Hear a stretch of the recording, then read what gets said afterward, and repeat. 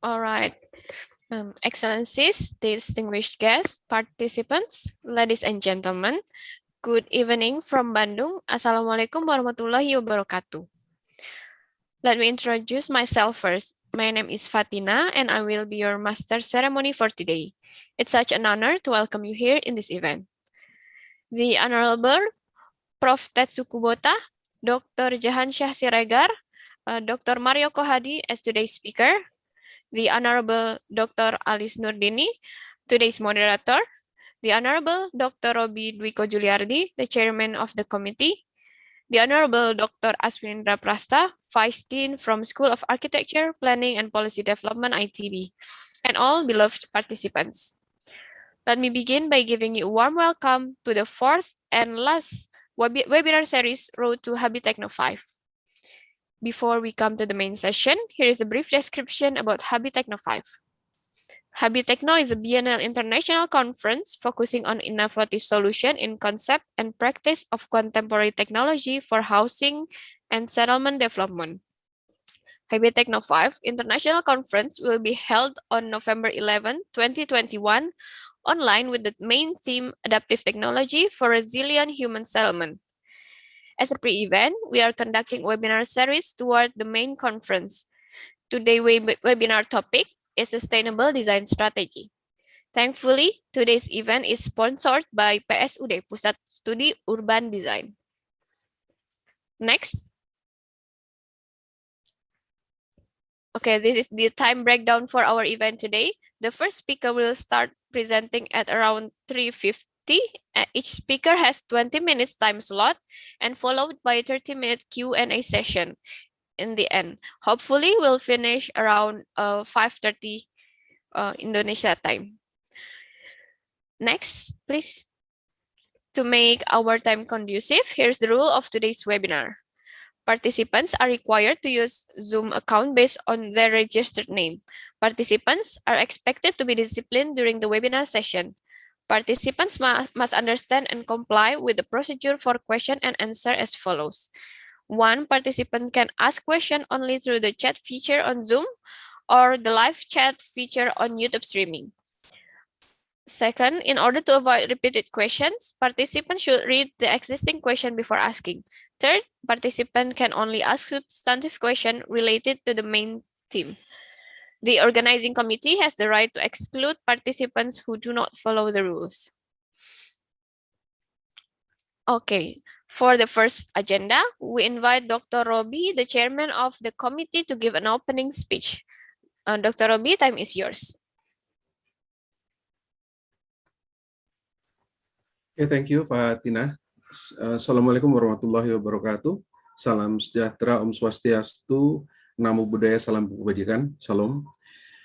Good afternoon for Indonesian participants, and good day for participants who are not only coming from the other countries, but also on behalf of universities, consultants, and governments.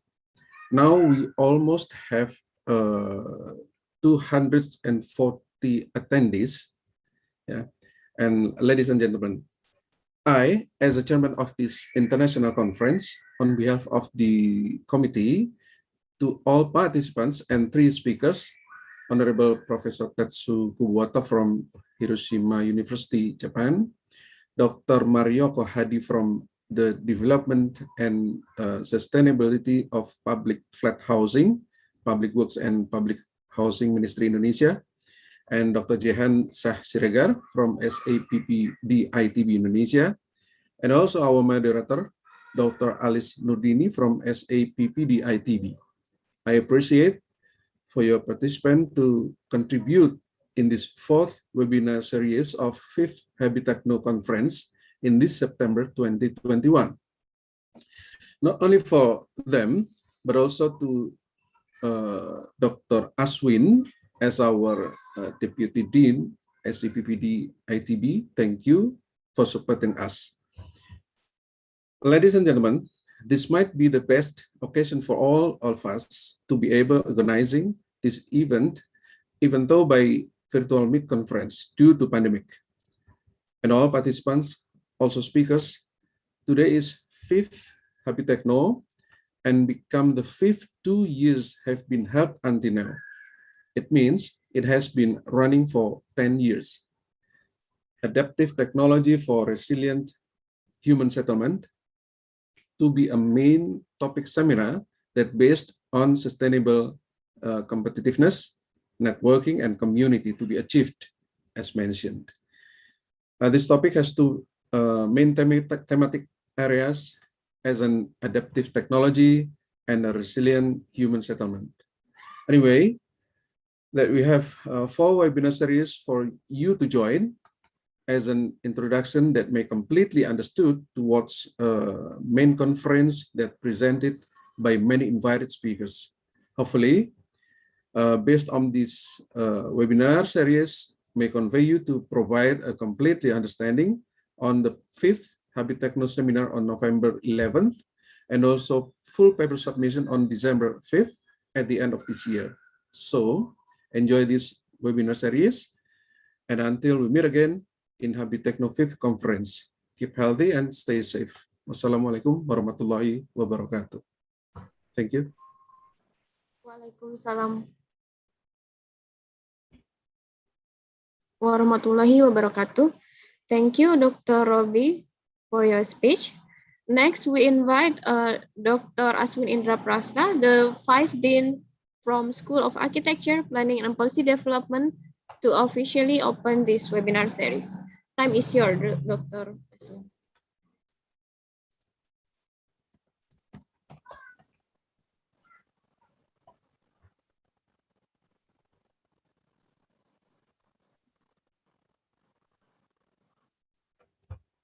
Halo. The voice. Okay, yeah, before I cannot unmute myself. Okay, Assalamualaikum warahmatullahi wabarakatuh. Selamat siang, salam sejahtera dan salam sehat. Bapak Ibu semua, berbahagia sekali kita sekarang ini bisa bertemu walau secara virtual ya di acara ini. Saya melihat ada beberapa senior di sini ya, dan kolega Pak Wahyu Sujatmiko. Ketemu kembali Pak di acara ini, kemudian Pak Rosadi dari Hasanuddin, ada Bu Ririn, ada Pak Tri, ada Pak Andri, Bu Anita Fitriana, dan Bapak Ibu yang lain. Izinkan saya menyampaikan dalam bahasa Inggris. Good afternoon, guests, fellow academicians, students, and all participants. Before I begin, I deeply regret to inform you that our Dean, Dr. Sri Mariati, cannot join with us today because at the same time, she has another program to attend.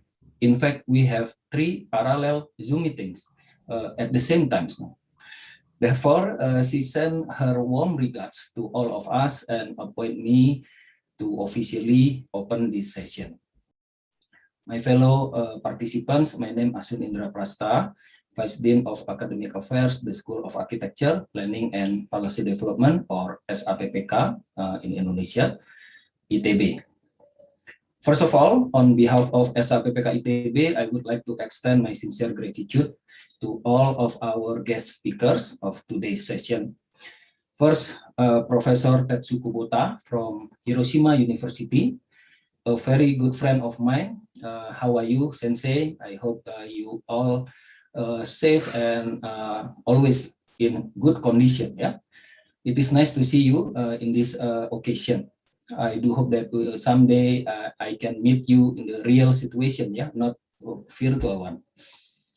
Second, Dr. Maryoko Hadi of the Ministry of Public Works and Settlement, or Kementerian Pekerjaan Umum dan Perumahan Rakyat, Republik of Indonesia. Terima kasih Pak Hadi sudah bersedia menjadi salah satu pembicara di acara ini. The third, Dr. Muhammad Jehansyah Siregar, our colleague from Housing and Settlement Research Division of SAPPK. Terima kasih Pak Jehan sudah bersedia menjadi salah satu narasumber. I would like also thank Dr. Allis Nurdini as our moderator of today's session, Pak Dr. Robi Dwiko Juliardi, and with all the organizing committee for arranging this session. As mentioned previously, today's session marks the 4th and the last webinar series, Road to HABITechno, that plan to warm up special issues that leading to the conference theme. Adaptive Technology for Resilient Human Settlements. Let me sum up briefly about these webinars to remind you all. Our first webinar was on May the 1st with the topic of resilience by design, followed by the second webinar on July 17th with the topic of construction industry, and the third webinar was on August 21st with the topic of adaptive material and technology. The HABITechno International Conference will be held on November 11 this year. Today's session will hold the topic of sustainable design strategy. This topic is increasingly relevant in our context of built environment, given all the challenges and potentials that yet to be thoroughly investigated. All of today's speakers are prominent in their respective fields. Kubota Sensei will deliver an insight of strategy of sustainable housing in Asia. Dr. Hadi will give overall picture of national policy on the development and sustainability of public flat housing in Indonesia, while Dr. Jehansyah Siregar will present the study of implementing public housing programs in Indonesia, lesson from Japan and also Singapore. Those are very interesting and very important topics, and I'm sure that those topics will heat up discussion among participants. Okay, without further ado, on behalf of SAPPK ITB, I officially open this webinar and hope all participants will have a fruitful discussion and some things to learn. Thank you all. Wassalamualaikum warahmatullahi wabarakatuh. I give this opportunity back to Fatina. Okay, thank you so much, Dr. Aswin, for your speech. And that remarks the official opening of the last webinar series, Road to HABITechno5. So we finally arrived to the main session. This session will be guided by Dr. Allis Nurdini. But before that, let me quickly introduce her first. Dr. Allis Nurdini gained her bachelor and until PhD from Institut Teknologi Bandung. She is an associate professor in Housing and Settlement Research Group in our department, and she is senior member of Indonesian Built Environment Research Association or IPLBI, and now become the Deputy ITB's Facility and Infrastructure Division. Throughout the years, she has developed her expertise on housing typology, typomorphology, housing and settlement, research method, and housing metric. So without further ado, Bu Allis, I'll hand this over to you. Thank you, Mrs. Fatina. Good day, everyone. Assalamualaikum warahmatullahi wabarakatuh. Salam sejahtera. Hopefully, everybody here in a good and healthy condition. To our honorable speakers, Professor Tetsu Kubota, Dr. Muhammad Jehansyah Siregar, Dr. Maryoko Hadi, and all of our participants, we thank you very much for your attendance. Let us thanks to the Almighty Allah Subhanahu wa Ta'ala. With the great blessing, we join in this fourth or the last webinar series, Road to the HABITechno International Conference, the fifth, with the topic about sustainable design strategy, especially regarding to housing development. HABITechno is collaborative biennial international conference among research group in our faculty.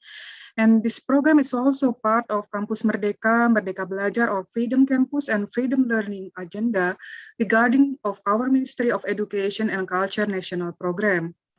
Bapak, Ibu, and our all participants, the presentation today will consist of 3 titles from our 3 honorable speakers. After our 3 speakers present each presentation, we will open question and answer session. So for all participants here can discuss and share with our speakers. For the first turn, I would like to invite Professor Tetsu Kubota. Yeah, konnichiwa, Professor. I will read his curriculum vitae. Professor Tetsu Kubota is a professor from Hiroshima University. He graduated from Doctor of Engineering in Regional Environment System, Shibaura Institute of Technology, Japan in 2001. And also Bachelor of Engineering in Architecture and Environment System, Faculty of System Engineering, Shibaura Institute of Technology, Japan, 1995. He have several experiences for lecturing in Hiroshima University and also University Technology Malaysia previously, and Shibaura Institute of Technology, Japan. We also can see several activities regarding to reviewer of some journals, yes, numerous journals, reviewer of energy and buildings, renewable energy journal, applied energy, building simulation, an international journal review, building and environment, and also reviewer of Journal of Asian Architecture and Building Engineering regular member, Architectural Institute of Japan. He also secretary for environmental section, commission for editing the book on Handbook of Environmental Design, a member working group Complexity, Commission of Environmental Planning, AIG, member working group Living Environment of Suburban Cities, AIG, actively writing for numerous journals, books, reports, and hundreds of international conference papers.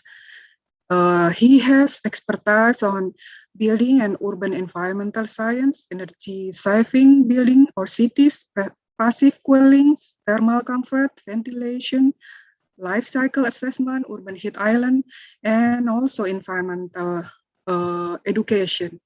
From this curriculum vitae, we could see his great dedication for the subject of building and environmental technology related to climate management.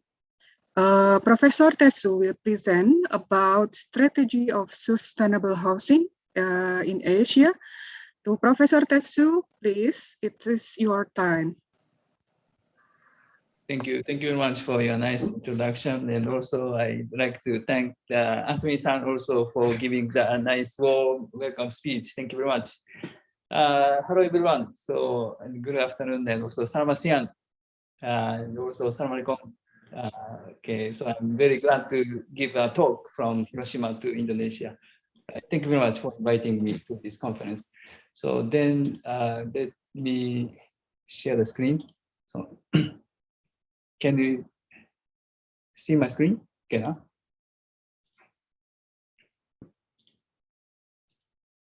Okay, so this is today's title. So yes, as requested, I'd like to talk about the strategy of sustainable housing for development Asia.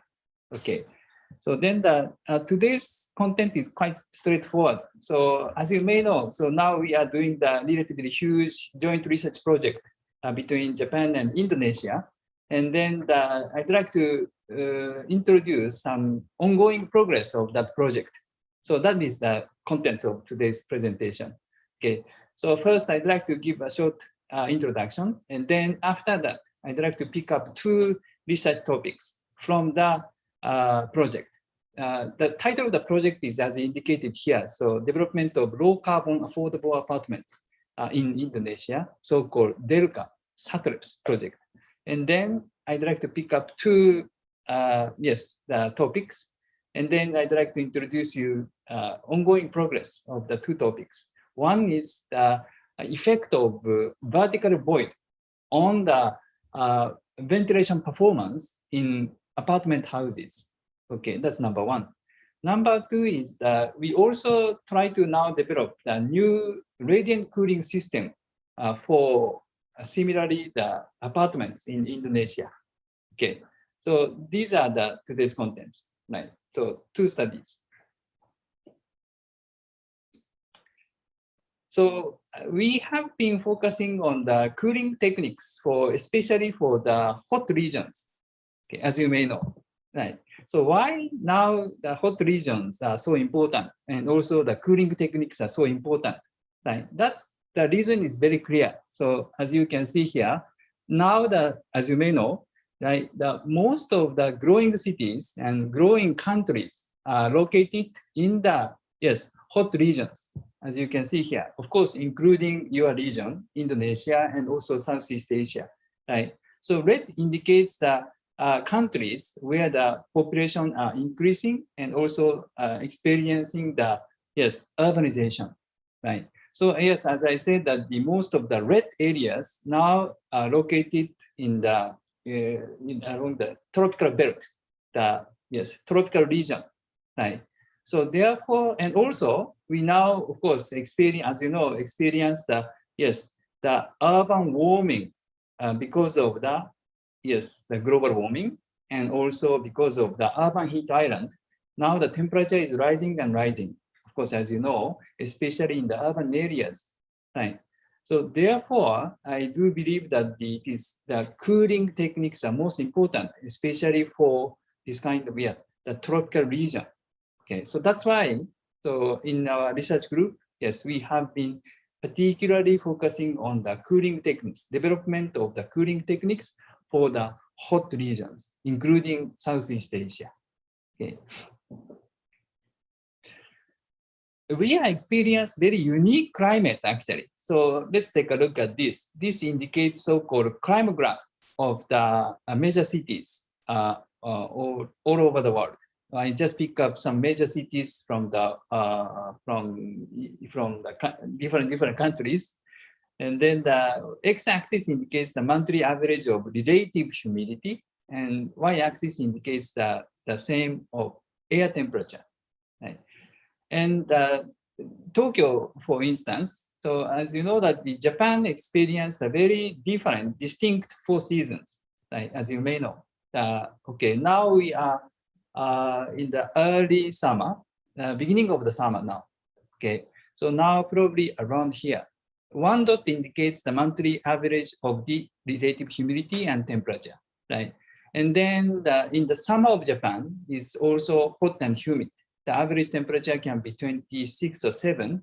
And we also experience the very high humidity, 70 or 80%, as you can see here, right?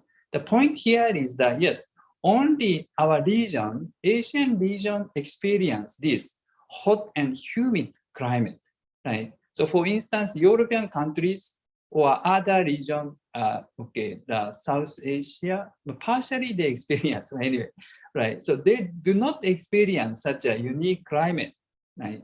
So only Asian people, including us, only experience this quite unique climate, hot and humid, where the both temperature and humidity are high, right? So this climate condition is actually the most difficult for us to develop the cooling strategies, because both latent heat and sensitive heat are high, right? It's a very tough condition. It's a very difficult condition for us to achieve the cooling, actually. But anyway, so because of this, we are also focusing on especially the hot, humid climates. Okay, cooling techniques for the hot, humid climates.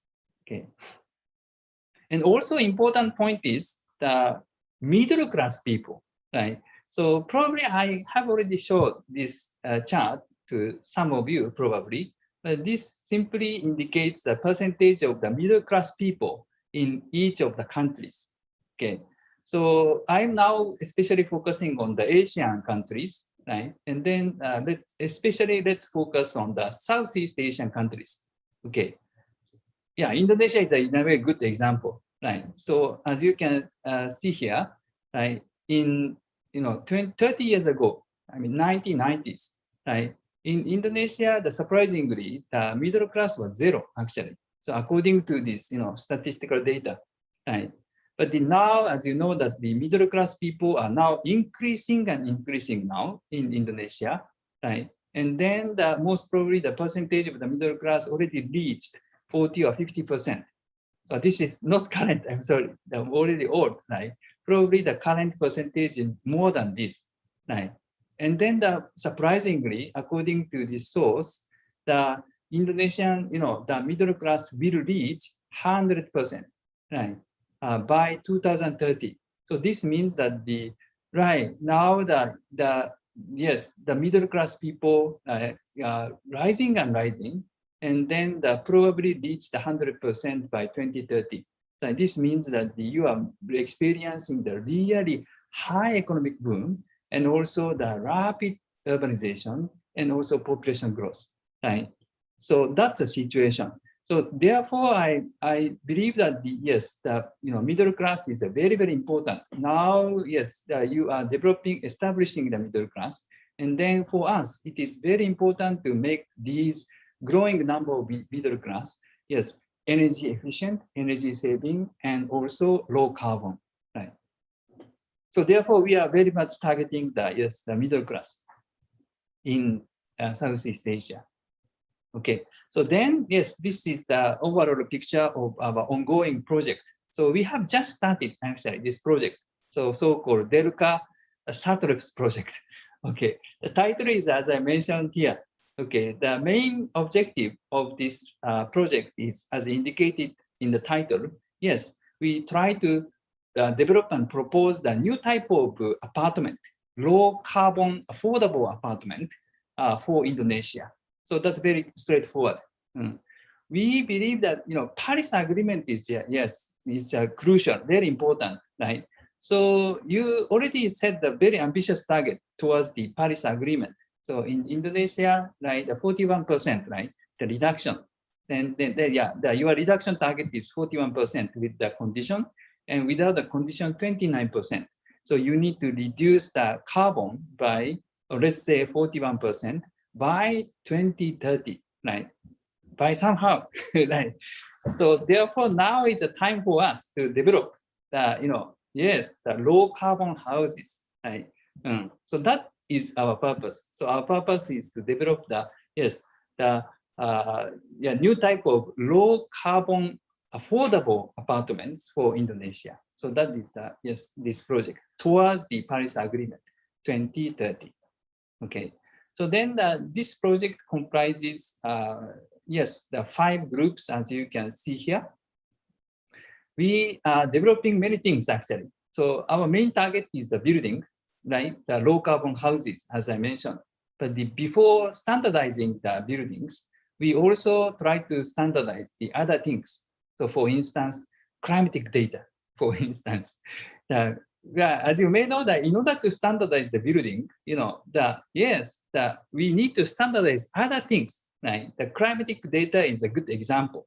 Right? Why? Because, so as you know, we have to use the climatic data, right, for any kinds of building simulations. When you do some building simulations, for instance, by using some software, so Energy Plus or something, just please imagine, right? Of course, you have to input the climatic data, right? So you may use the climatic data from the software, probably. So normally the software Energy Plus, for instance, has its own library of the climatic data, right? So you may use it actually, right? But that climatic data is not standardized actually. So this means that that you may use the climatic data from the Energy Plus, but someone may use the climatic data from the different source, right? So if you do so, of course, the simulation results can be different, right? So this means that you cannot standardize the building because you are using the different climatic data. So this means that we have to standardize the climatic data first before standardizing the building, right? So that's, these kind of things are quite important. So therefore, we now try to standardize the climatic data first. So together with the BMKG and also the other colleagues, yes, right, that's number 1. Number 2, also at the human scale, also we need to develop our own, thermal comfort standard, right? So as you may know now, we don't have our own thermal comfort standard. So therefore, we tend to use the standard from the international ones, such as ASHRAE or ISO, right? But these standards was developed in other countries, needless to say, Europe and America, right? So they do not consider our unique climate, as I mentioned, hot and humid climate. So therefore, that we have to develop our own the thermal comfort standard by yourself.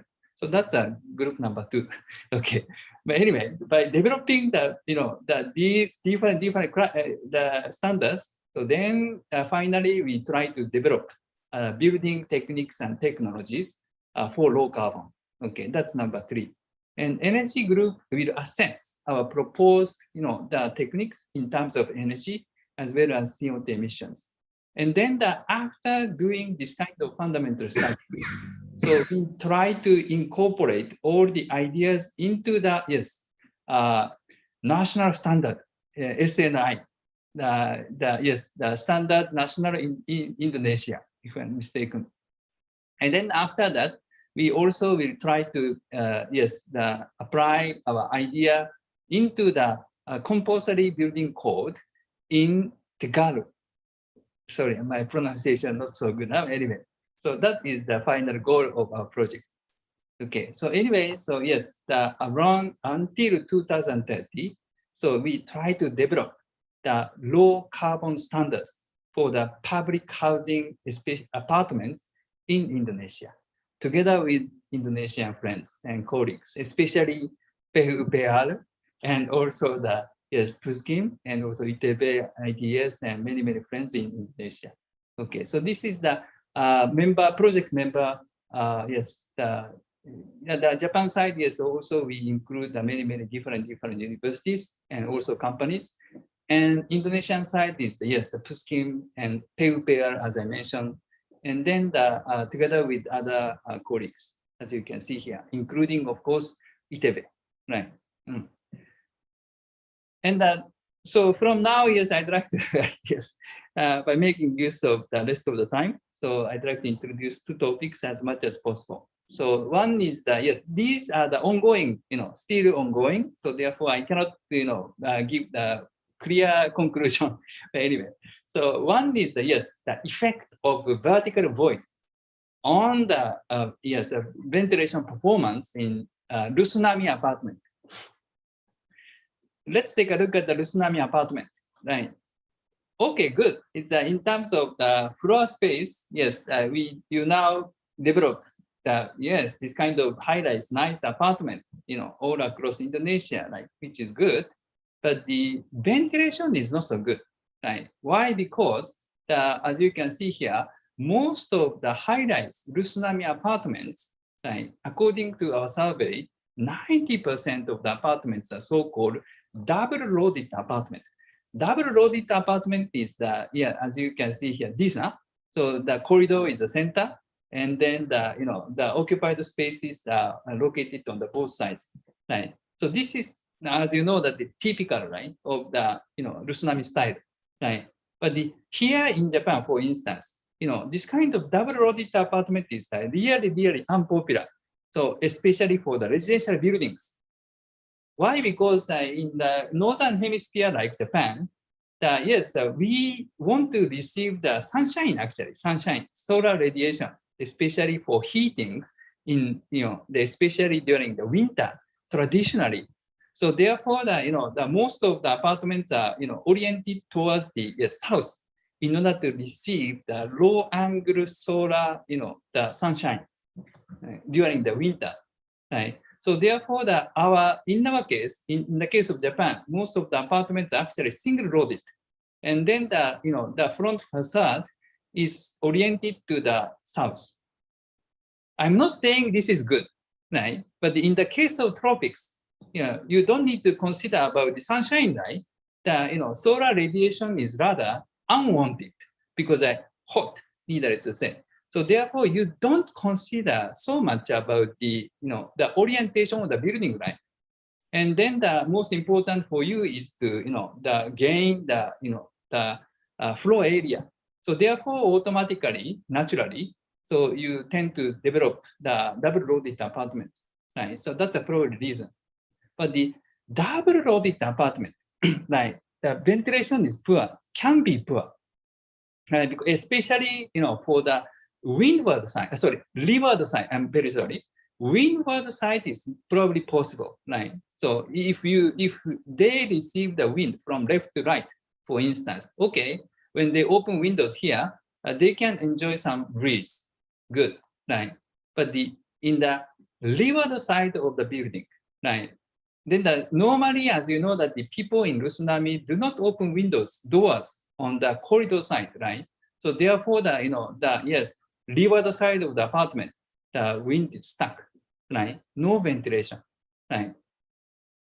So although the natural ventilation is necessary and crucial in the tropics, right? So that's the current situation, and so therefore it's a really important to think about how to improve the natural ventilation in this kind of double loaded apartment in such a like tsunami apartment, right?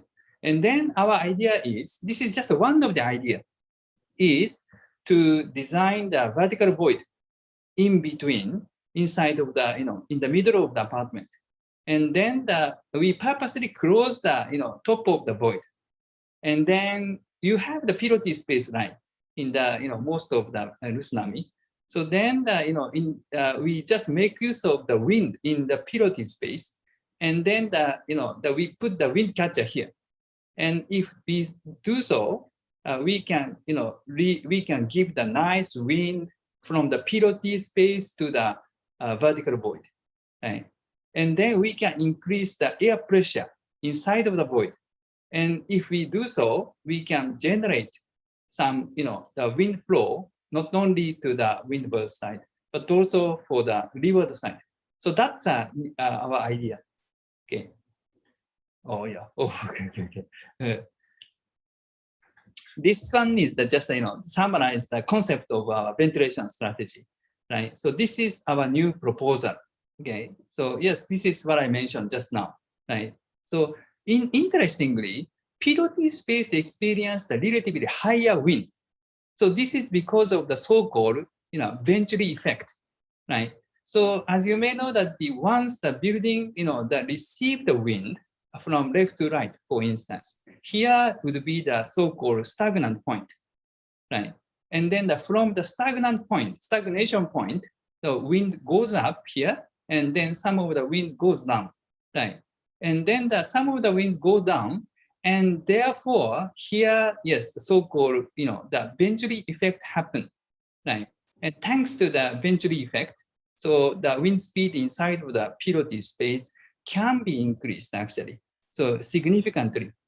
And then here, yes, the wind speed is high actually. And then by making use of this, increased wind speed, we, lead the higher wind speed to the enclosed void space, and then increase the, air pressure inside of the void, as I mentioned.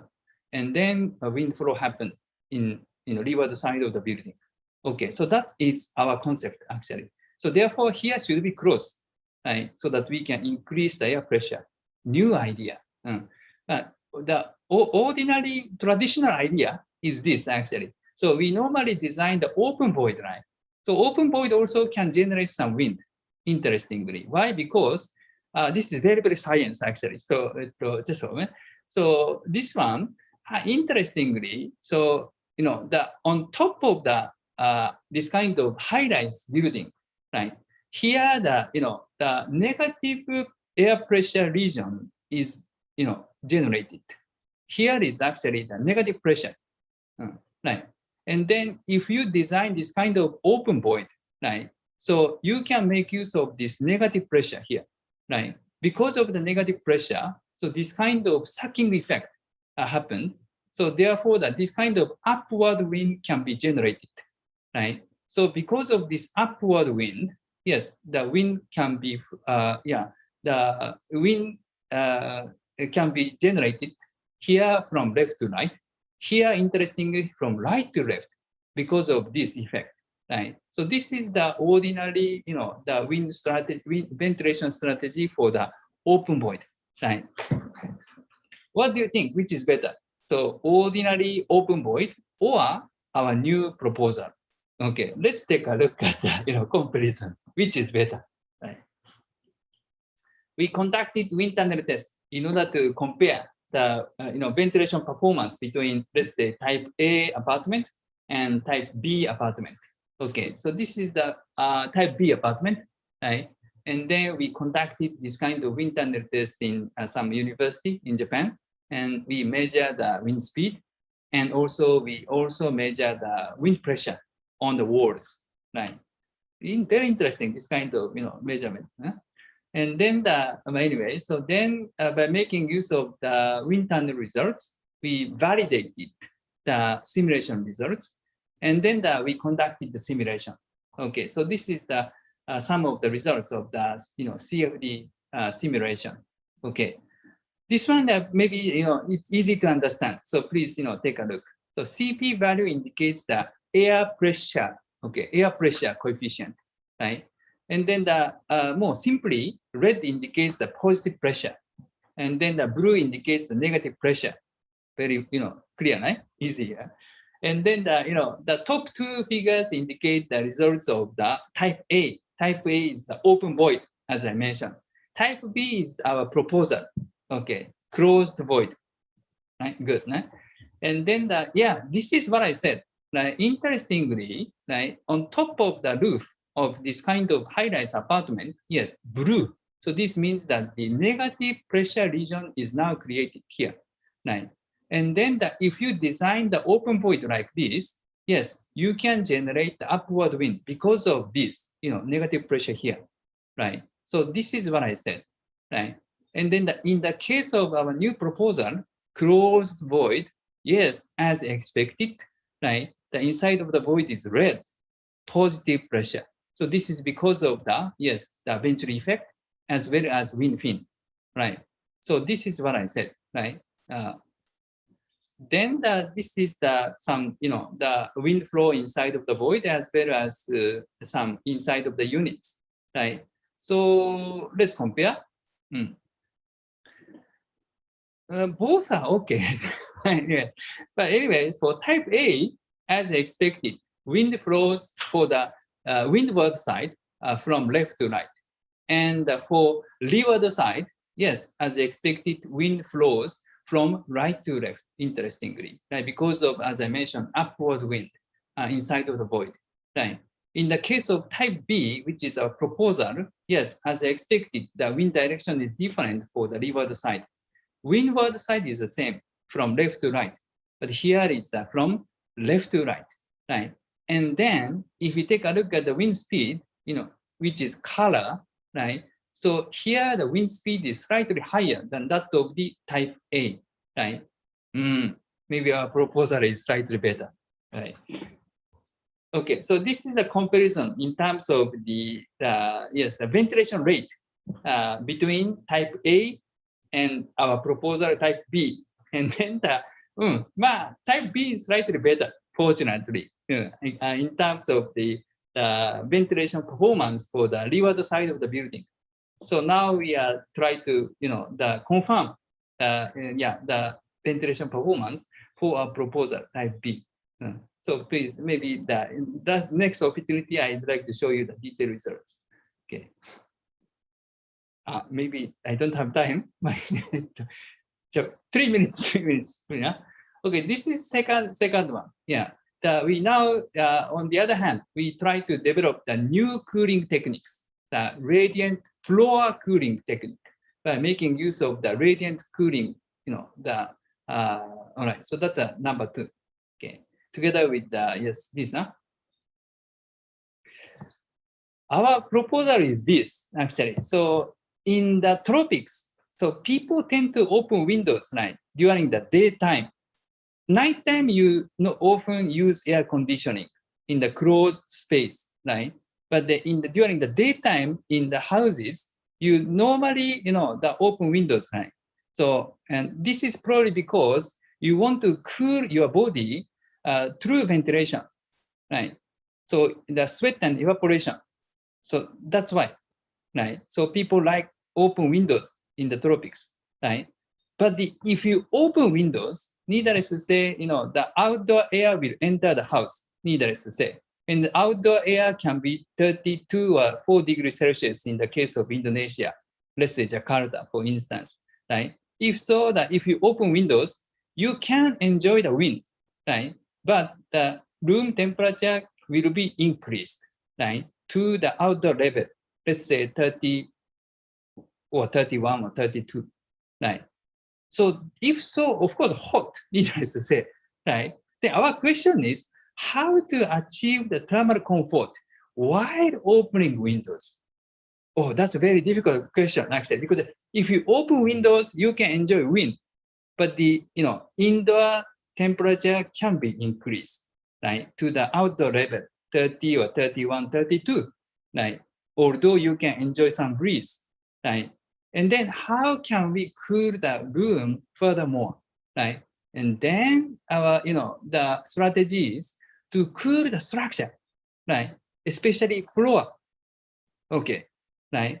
So if we can, cool the floor very efficiently, right? So then you can feel some cool from the structure through the radiation, right? So this is our idea. Okay, so the nighttime, yes, we make use of outdoor wind and cool the the floor structure.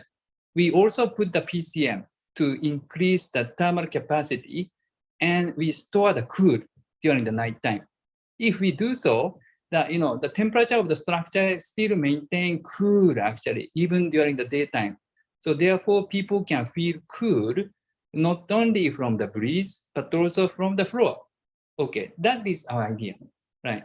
And then we now conducted this kind of field experiment for the proposed system, thanks to IKKAP, Anderson, and so on and so forth. And then now we are checking the effect. And now we try to find the best window types for our system, right? Because we don't want to give the warm wind to the structure, right? Because if we give the warm wind to the structure floor, of course, this will warm the structure. But now we want to keep the structure cool, right? So therefore, we just want to, give the wind only to the occupants, right? So then how best to, give the wind only to the occupants? So then we try to find the best window for this purpose, right? And then almost conclusion, maybe this is the best. So this kind of, the horizontal profit window, so-called profit window, profit window, I just forgot. Anyway, is probably the best. So if we design the window like this, right, you can give the wind only to the occupant level, right? Okay, anyway, so this is a detailed results. Maybe if you are interested in, I can give you the paper. So just, maybe, let's omit. Then, we found that we can, yes, it's possible to achieve the thermal comfort if we apply this system, if we cool the, the floor structure nicely and design the window very nicely to give the wind directly to the occupants, then it is maybe possible to achieve the thermal comfort even in the Jakarta, even of the wide opening windows. Okay, this is and then I really am glad to give this presentation in front of Maryoko Sensei, Dr. Maryoko actually. So we were working together very closely with the Dr. Maryoko when I was in Indonesia actually in Puskim, and then I really thank him, honestly speaking. And then we already constructed this kind of full-scale experimental house thanks to Dr. Maryoko and PUPR and Puskim, and also, of course, ITB. So this building was designed by mainly ITB, Patina-san and so on and so forth, and David Sensei, and together with our, the humble laboratory. Okay, so then we managed to construct this already in Tegalu, right? So then we applied, some cooling techniques that I mentioned today, and now, yes, because of COVID, it's impossible to go there actually. So I didn't go actually when they had this kind of opening ceremony.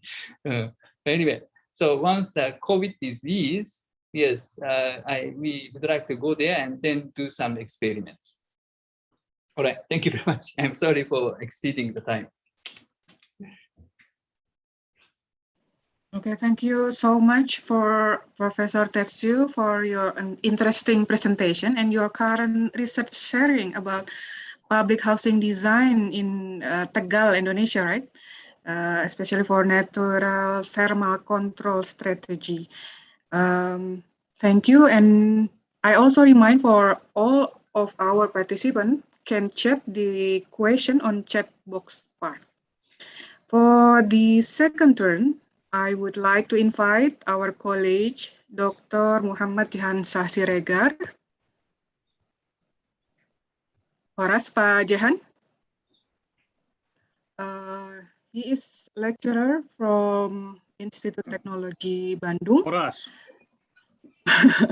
Iya, Pak. He graduated as PhD with Urban and Regional Planning from University of Tokyo in 2006, Master of Architecture ITB and Bachelor of Architecture and ITB, graduated in the year of 1995. His research interests including public housing settlement and urban development policy, residential housing development, community development in housing and settlement development, family cycle approach to housing development. And we have, we can see here, selected activities that declared by Pak Jehan, including activities at Economic and Regional Development Institute, and then members of the Indonesian Vision 2030 team with Andri Novchaniago, Ahmad Y. Erani, and Tata Mustasha. Urban manager at Urban and Regional Development Institute, or URDI, activist of Sustainable Urban Development Forum, member of the Council of Expert Housing and Urban Development Institute, activist at the Cooperative Housing Association, Community Service Institute, ITB, and Center for Environmental Research, ITB. We could see that Dr. Jehansyah Siregar is very active to promote the better housing policy and provision in Indonesia. Dr. Jehansyah will present about implementing public housing program in Indonesia, lesson from Japan and Singapore. Please, Dr. Jehansyah, it is your time.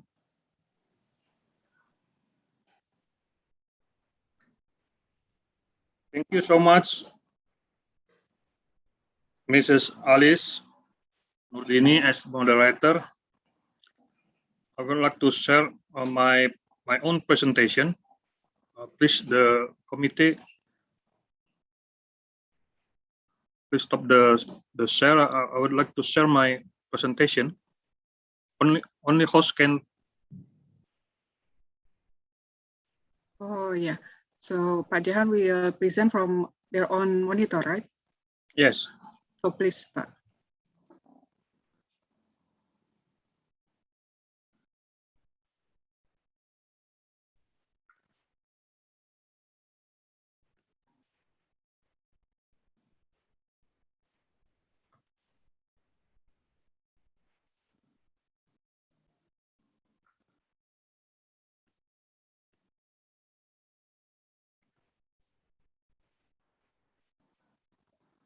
Okay, thank you so much for the committee for inviting me in this webinar. As mentioned already by Ibu Nurdini, my expertise is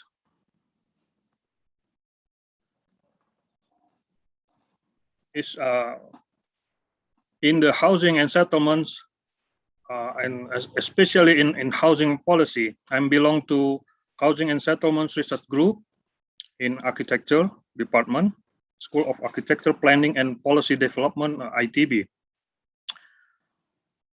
My topic is about implementing housing program in Indonesia, lessons from Japan and Singapore.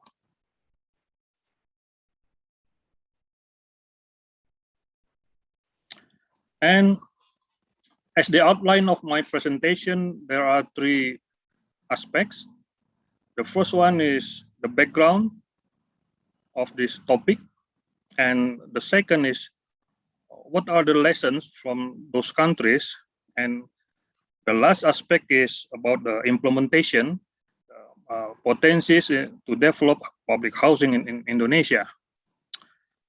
So I'm going to start my first presentation regarding the background.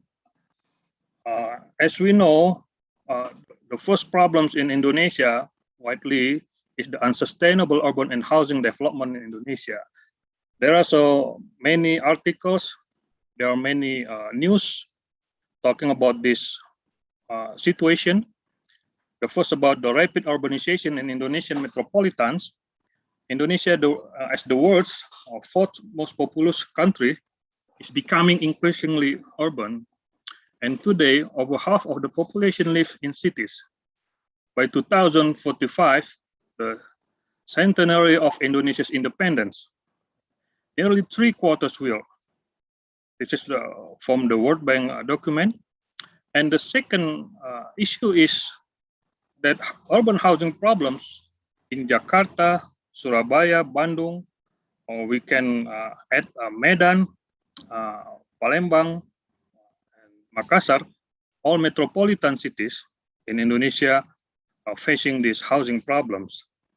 However, while urbanization has helped to deliver prosperity to Indonesia, it has not done so to the same extent as in many of its neighboring countries, especially neighboring Asian countries like Japan, Singapore, South Korea, etc. Indonesia's cities are also struggling with traffic congestion, a lack of affordable housing, and continued shortages in access to many basic services. This is also from a previous document. And the last issue is huge number of housing backlog and slum settlements in those metropolitans mainly. One of the government's objectives for 2019 is to reduce the housing backlog. This is quite ambitious. To reduce the housing backlog to 5.4 million. Despite all the efforts, Indonesia's housing backlog was still recorded as a relatively high number of approximately 13.7 million in 2017. This is from a news from the Jakarta Post.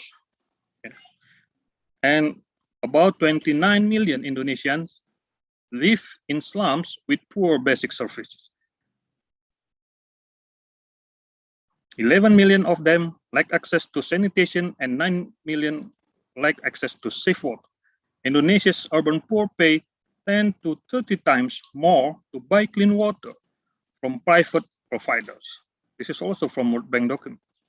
So this is the problems in housing development in Indonesia for almost 40 years. Yeah, this is the first background, and then this is the situation that we need to think how to overcome the previous problems. In this presentation, I'm offering about learning public housing from Singapore and Japan. The question is why?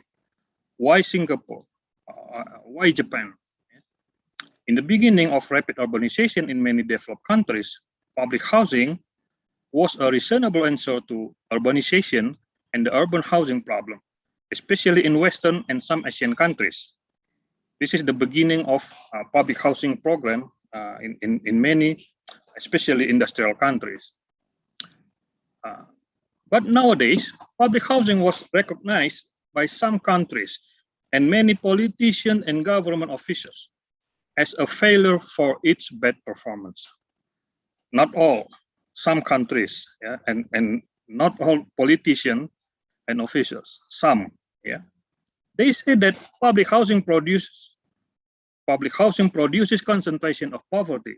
As the answer, they always promote privatization to become the order of the development in all sectors. Privatization. And in my opinion, Indonesia is one of that country. But wait, this is the what is interesting in this thinking to look at the situation. Wait, yeah, but what about Japan, Singapore, Hong Kong, Taiwan, or South Korea? Those countries also deal with rapid urbanization and facing urban housing problems. They also promote private sectors to grow. But at the same time, they persistently promote public housing programs as the answer for rapid urbanization in their countries. And this reflection brings us to this second background, that we need to learn public housing program from other Asian countries. And a number of academicians make some writings on these topics, and they choose a good term of transferability. That is transferability of public housing program amongst Asian countries. This is an interesting quotation. Let we read that resolving the severe housing problem of low-income households is a stumbling block. Stumbling block mean batu sandungan in bahasa ya. Is a stumbling block for many local governments globally. Policy transfer by drawing on the successful experiences of other cities is of increasing importance. Singapore's public housing policy has made profound achievements in establishing an extensive public housing system. Since 2000, to formulate public housing policies, China's central government has officially asked local authorities to learn from Singapore's public housing experiences. However, is Singapore's housing policy transferable to China? A marketized socialist city? To what extent and why? The transferability of Singapore's public housing policy in terms of the policy environment, including government structure, funding mechanism, and land acquisition. This paper, academicians from China. And the second quotation also comes from Professor from Shanghai University. And some colleagues, Mark Steven, Yan Yunman, they as editors write a book titled The Future of Public Housing, Ongoing Trends in East and the West, published by Springer.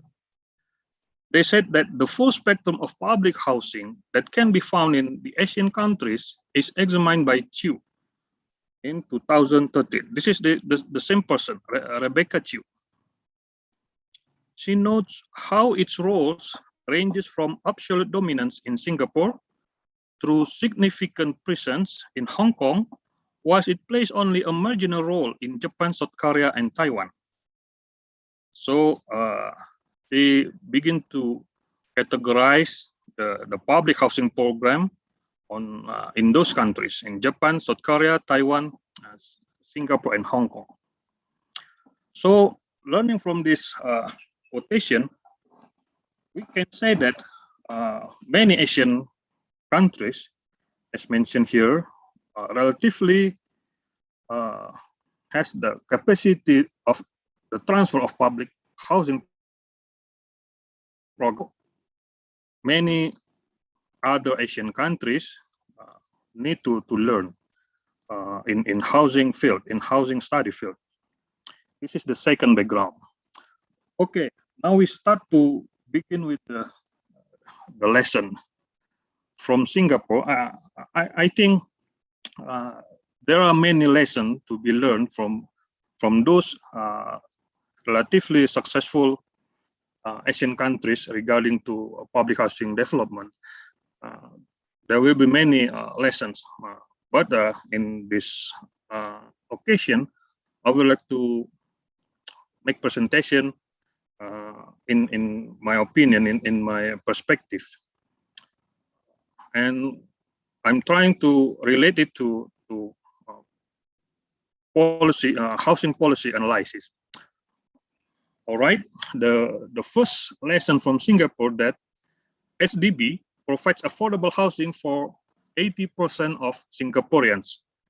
HDB is the state-owned enterprises in housing. When Singapore attained self-government in 1959, only 9% of Singaporeans resided in public housing. But today, 80% of Singaporeans live in government-built apartments.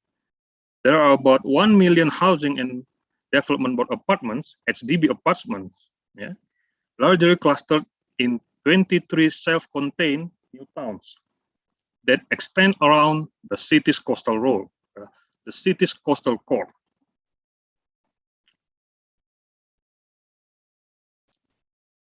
So we can say that affordable housing is not an issue anymore in Singapore. And public housing plays a vital role in bringing sustainable communities and sustainable urban development. The second lesson, HDB is the pioneer in the development of high-density housing and shaping the development of compact city together with another state-owned enterprises named Urban Redevelopment Authority, or URA. Through the leadership of HDB and URA, Singapore plays an approach called public sector-led housing and urban development.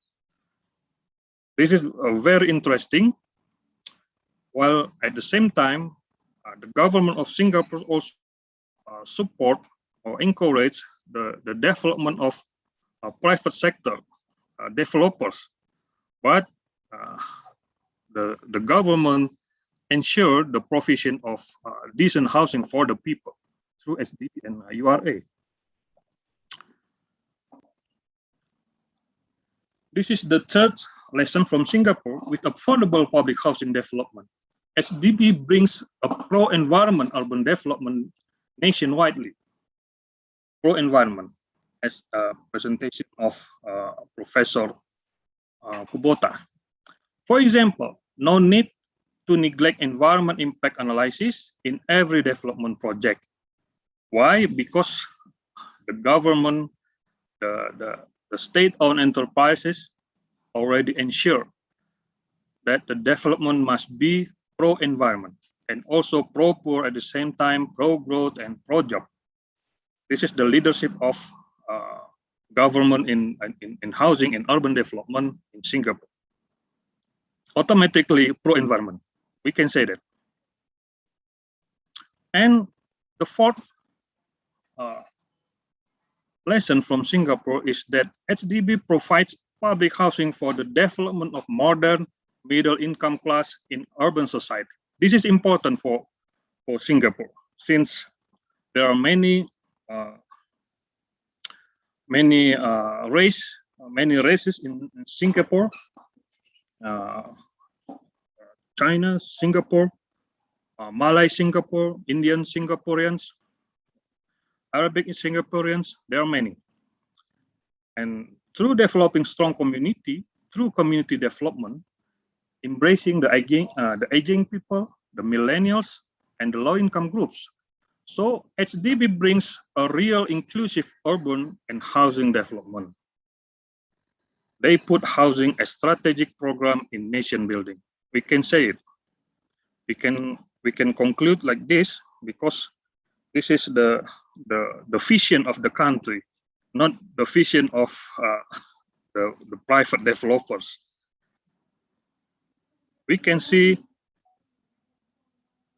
in the presentation slide that there are so many good apartments in Singapore that is belong to the government. This is public housing. Okay? While at the same time, maybe in other country, apartment developed by private developers not as good as this. Yeah, I'm sorry to say this. And Indonesia also the same situation.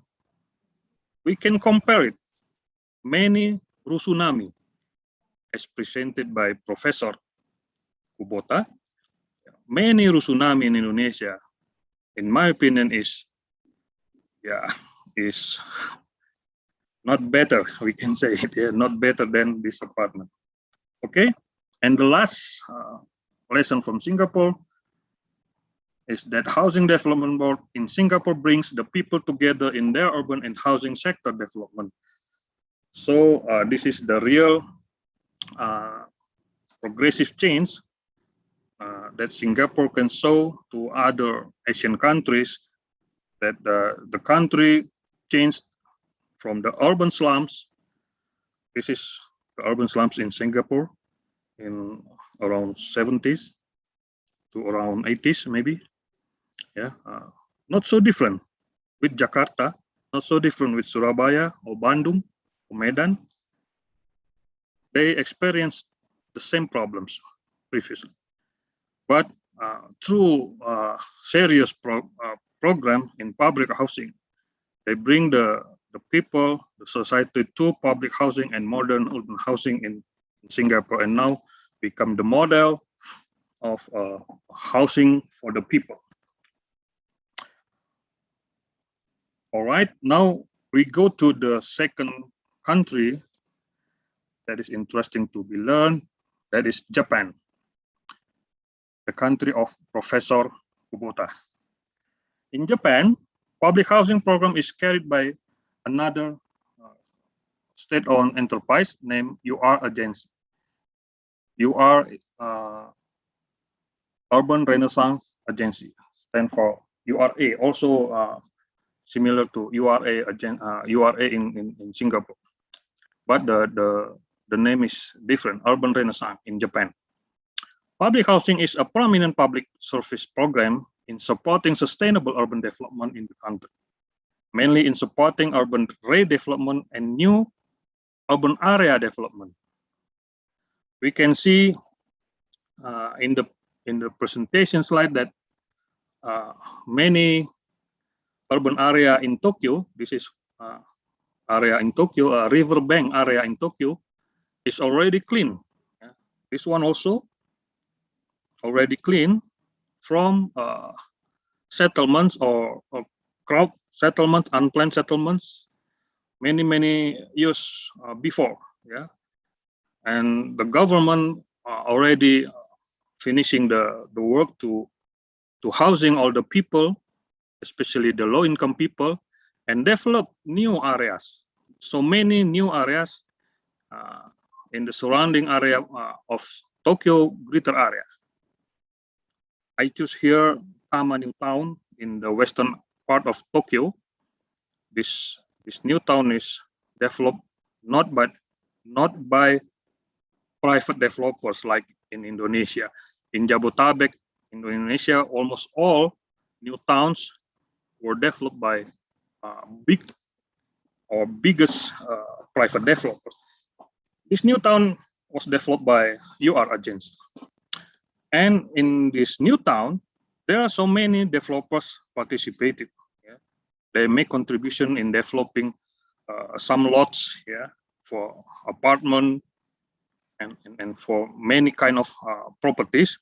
And at the same time, the UR Agency provided the public housing, so many blocks of, so many towers of public housing. UR Agency lead the development.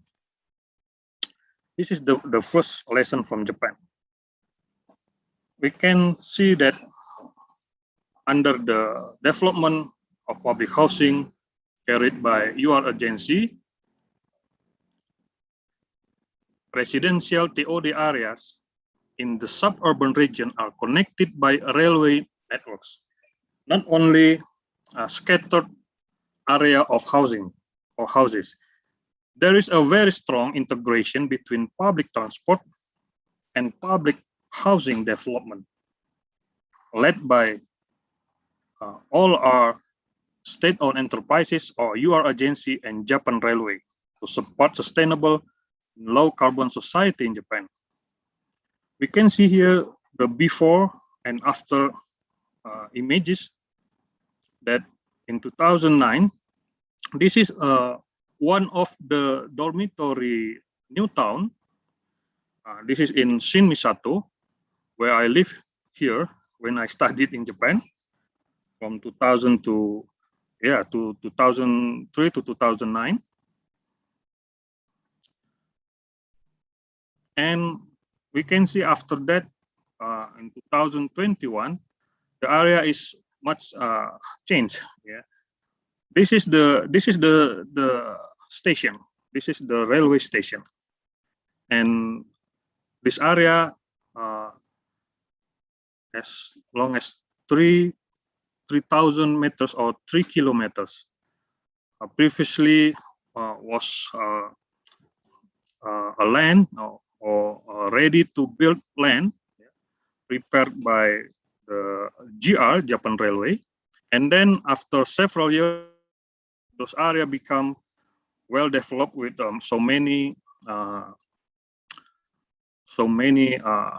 private property, private developers. They build malls, they build apartment and high-end houses. Yeah.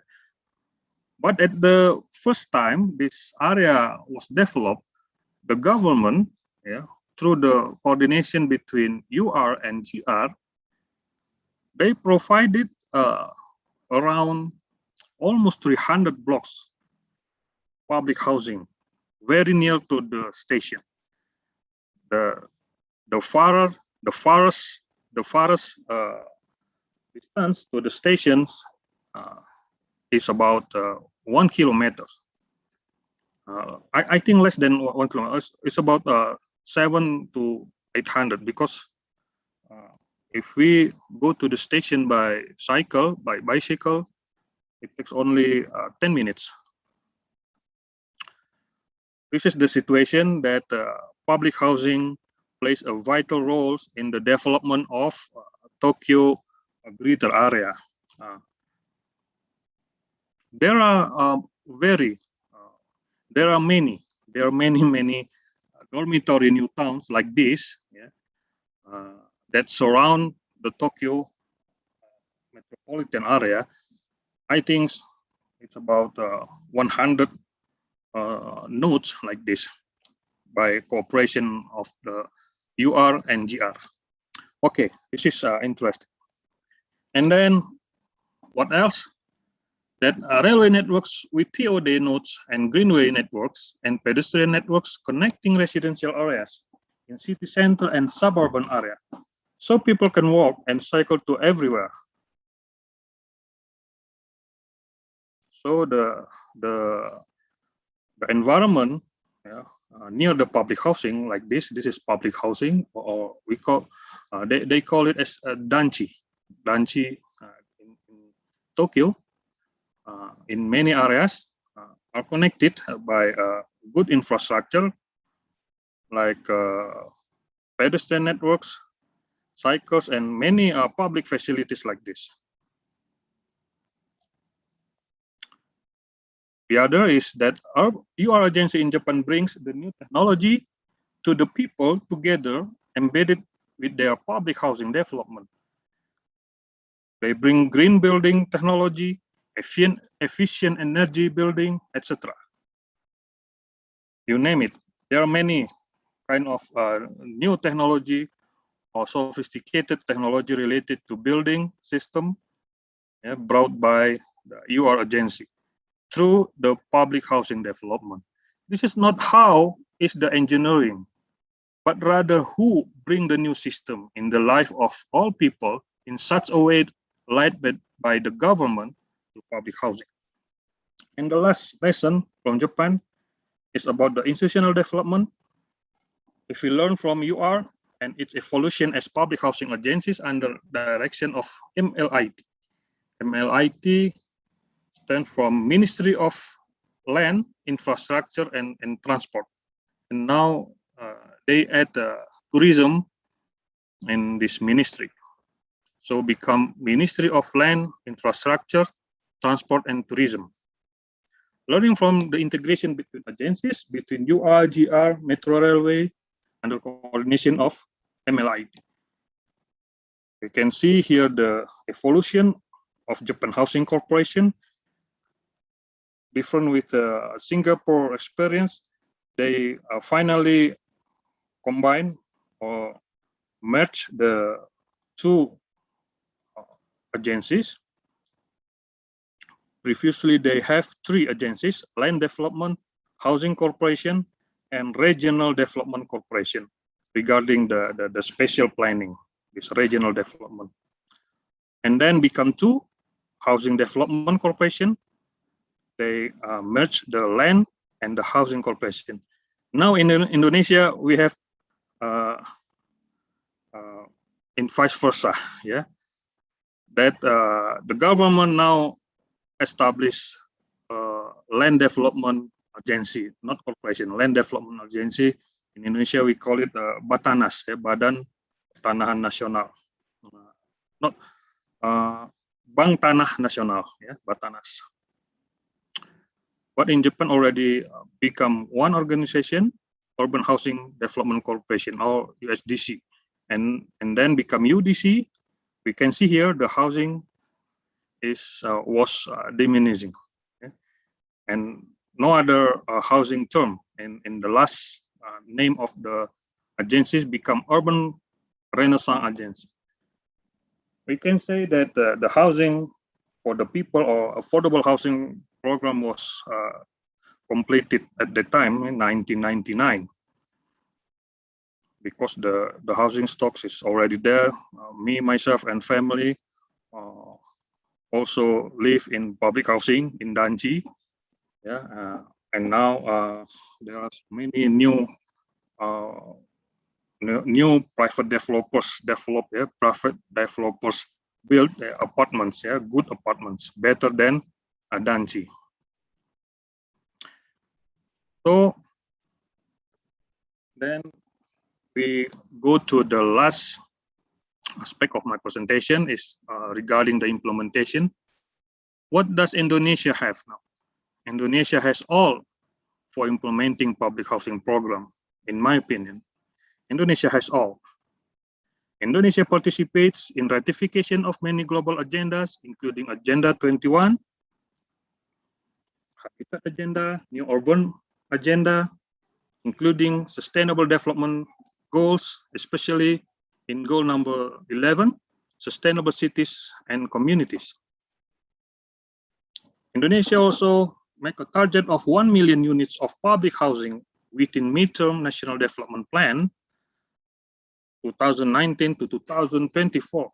This is the very strong or bold regulation, basic or planning, yeah, for the government, especially in public work and people's housing ministry, yeah, to develop all the necessary instruments, all the necessary system development, etc. And there are many state-owned enterprises or BUMN, including BUMD in local government, in housing and urban development area in Indonesia. Indonesia has Perumnas. Indonesia also has PT PP, PT PP, Waskita Karya, Wijaya Karya, etc. There are around 8 to 9 SOS related to housing and construction development and urban development. And Indonesia has an audition flat housing program every year. There are around 10,000 units developed by governments. All those small number with regard to the huge number of the housing backlog. Okay? Although the small number, but this is interesting. Okay? Yeah, is that Rusunawa categorized as public housing program? We can make research on this. Rusunawa or Rusunami, is that public housing? So many research now is called to answer this problem. And then flat housing law number 20 year 2011. Indonesia has this law, special, very special for flat housing. But this law mainly serve private developers to develop apartment, rather than to regulate public agencies in carried the public housing programs. But the law already there. And the ongoing development of TOD areas in Greater Jakarta, Jabodetabek. And this is in line with the increasing public transport, mainly railway development. And the government, both in Central and Jakarta, what to say, they are a little bit confusing how to mix very effective strategy to provide affordable housing within, not outside, within the TOD areas, because there are around 40 TOD areas now ongoing development projects. Okay, and then first, if we are going to make implementation action, we are dealing with this issue, definition issue. What is public housing? This has happened in Indonesia. Is that any intervention that attempts to lower the housing price to promote affordable housing? I can say that government of Indonesia has this definition, including subsidized landed houses, rumah sederhana, sehat, or subsidized apartment, rusunami. Many of government of Indonesia officials said that those programs are categorized as public housing. Really? I said, yeah, I can say it, but I disagree this definition. Yeah, this is not public housing. This is subsidized housing, yes, but not public housing. Government make incentive to the private developers to develop apartment called rusunami, but the name of me stand for milik. So this is investment, not the public goods, not the public service brought by the government agencies. So in my opinion, this is not public housing. So the government of Indonesia must be honestly make evaluation on this policy. And what is public housing?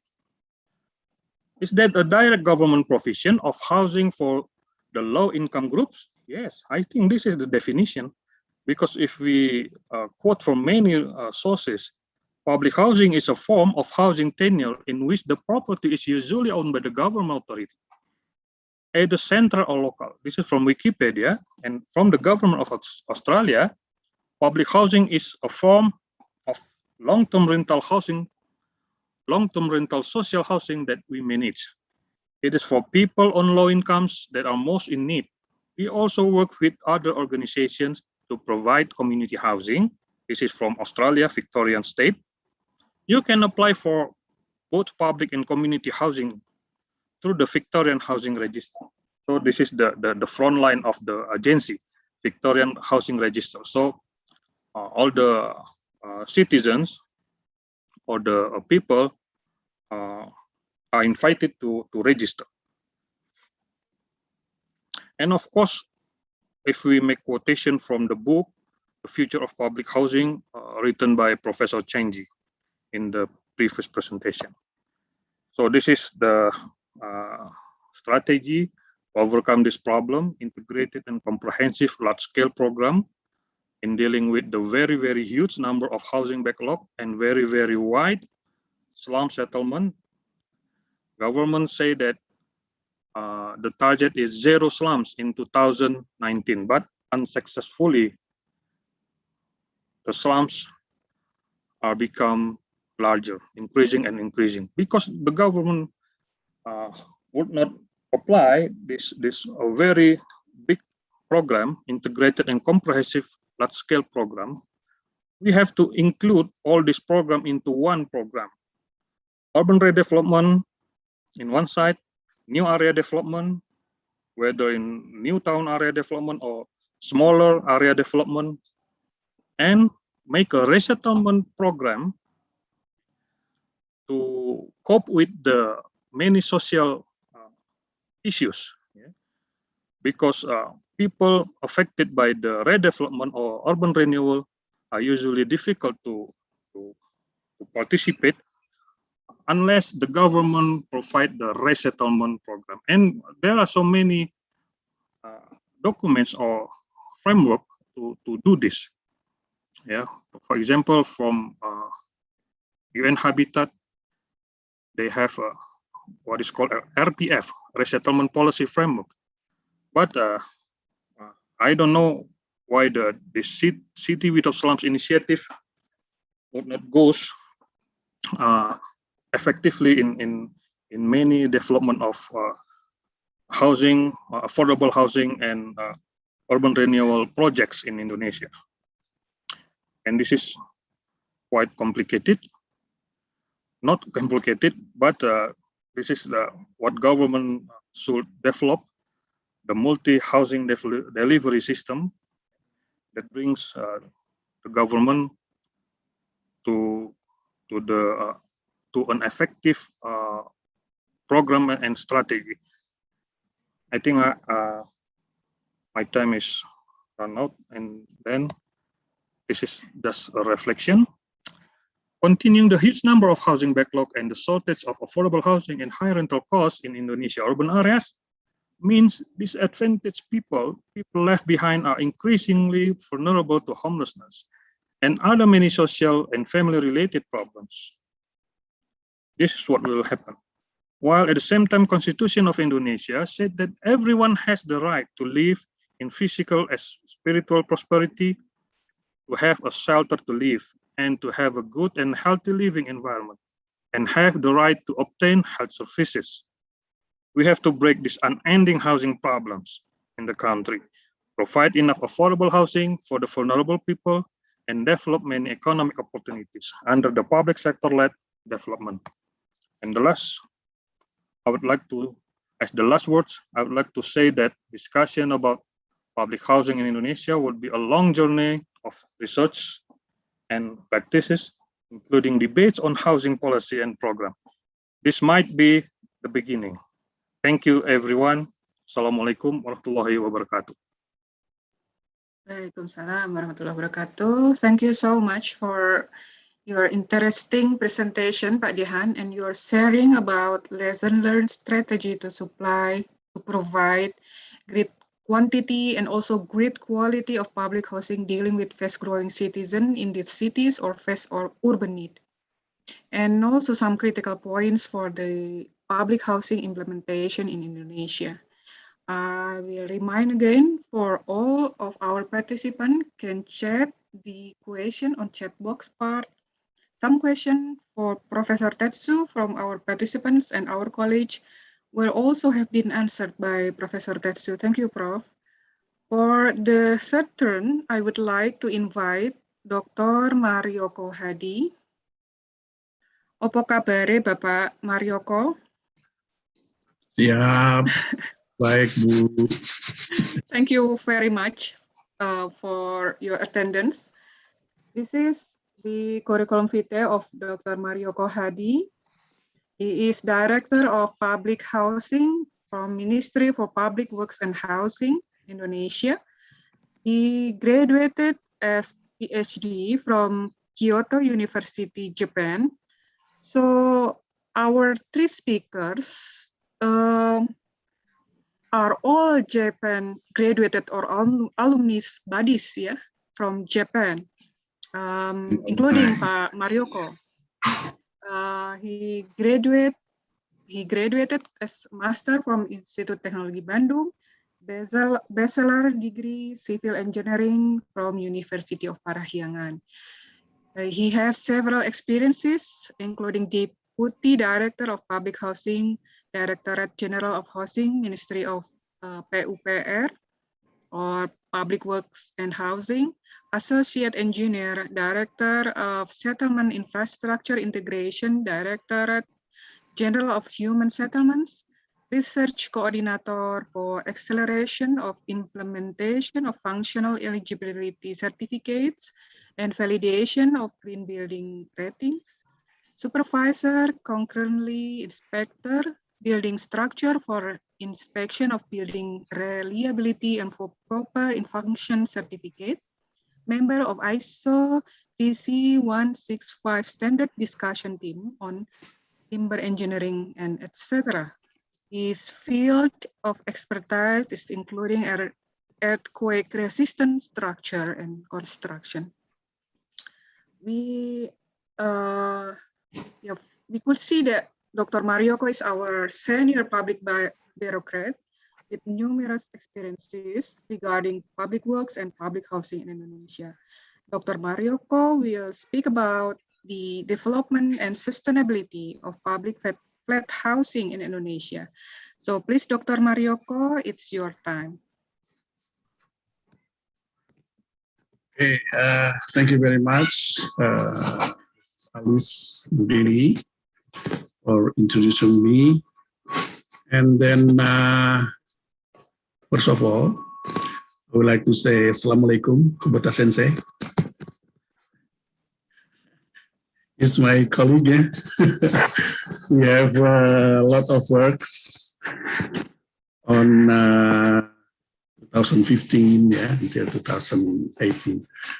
Anyway, best wishes for all of you, ladies and gentlemen.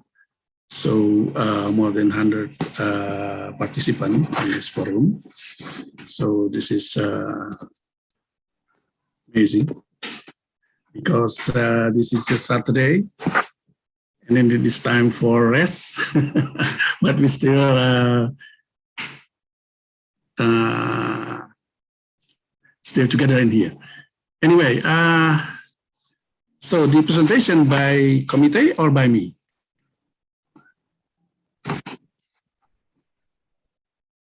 From our committee. Yeah. Thank you. Okay.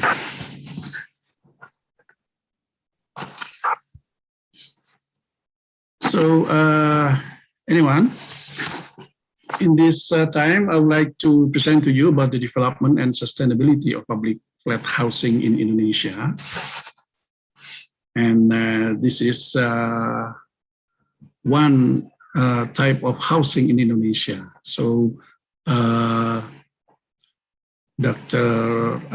Jehansyah already explained to you, so the condition in Indonesia especially. So they have so many type of public housing. And there's for, especially for the vertical housing, so we can say flat or apartment or condominium, but in our term in Bahasa Indonesia is rumah susun, right? So we call rusun. So the private developers say apartment or condo on everything, but in the term in Indonesian law is rumah susun.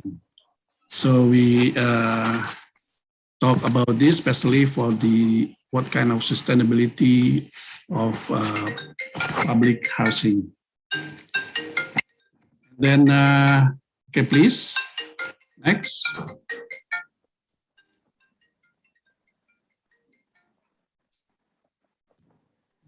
Okay, so anytime we will talk about the green building design, yeah, and then the passive. So the passive design in this term, it's about the thermal comfort, and then also local adaptation design. It means we talk about the what kind of local wisdom in our architectural design in Indonesia. So because we think that this local wisdom also included in our sustainable building in Indonesia. Okay, next.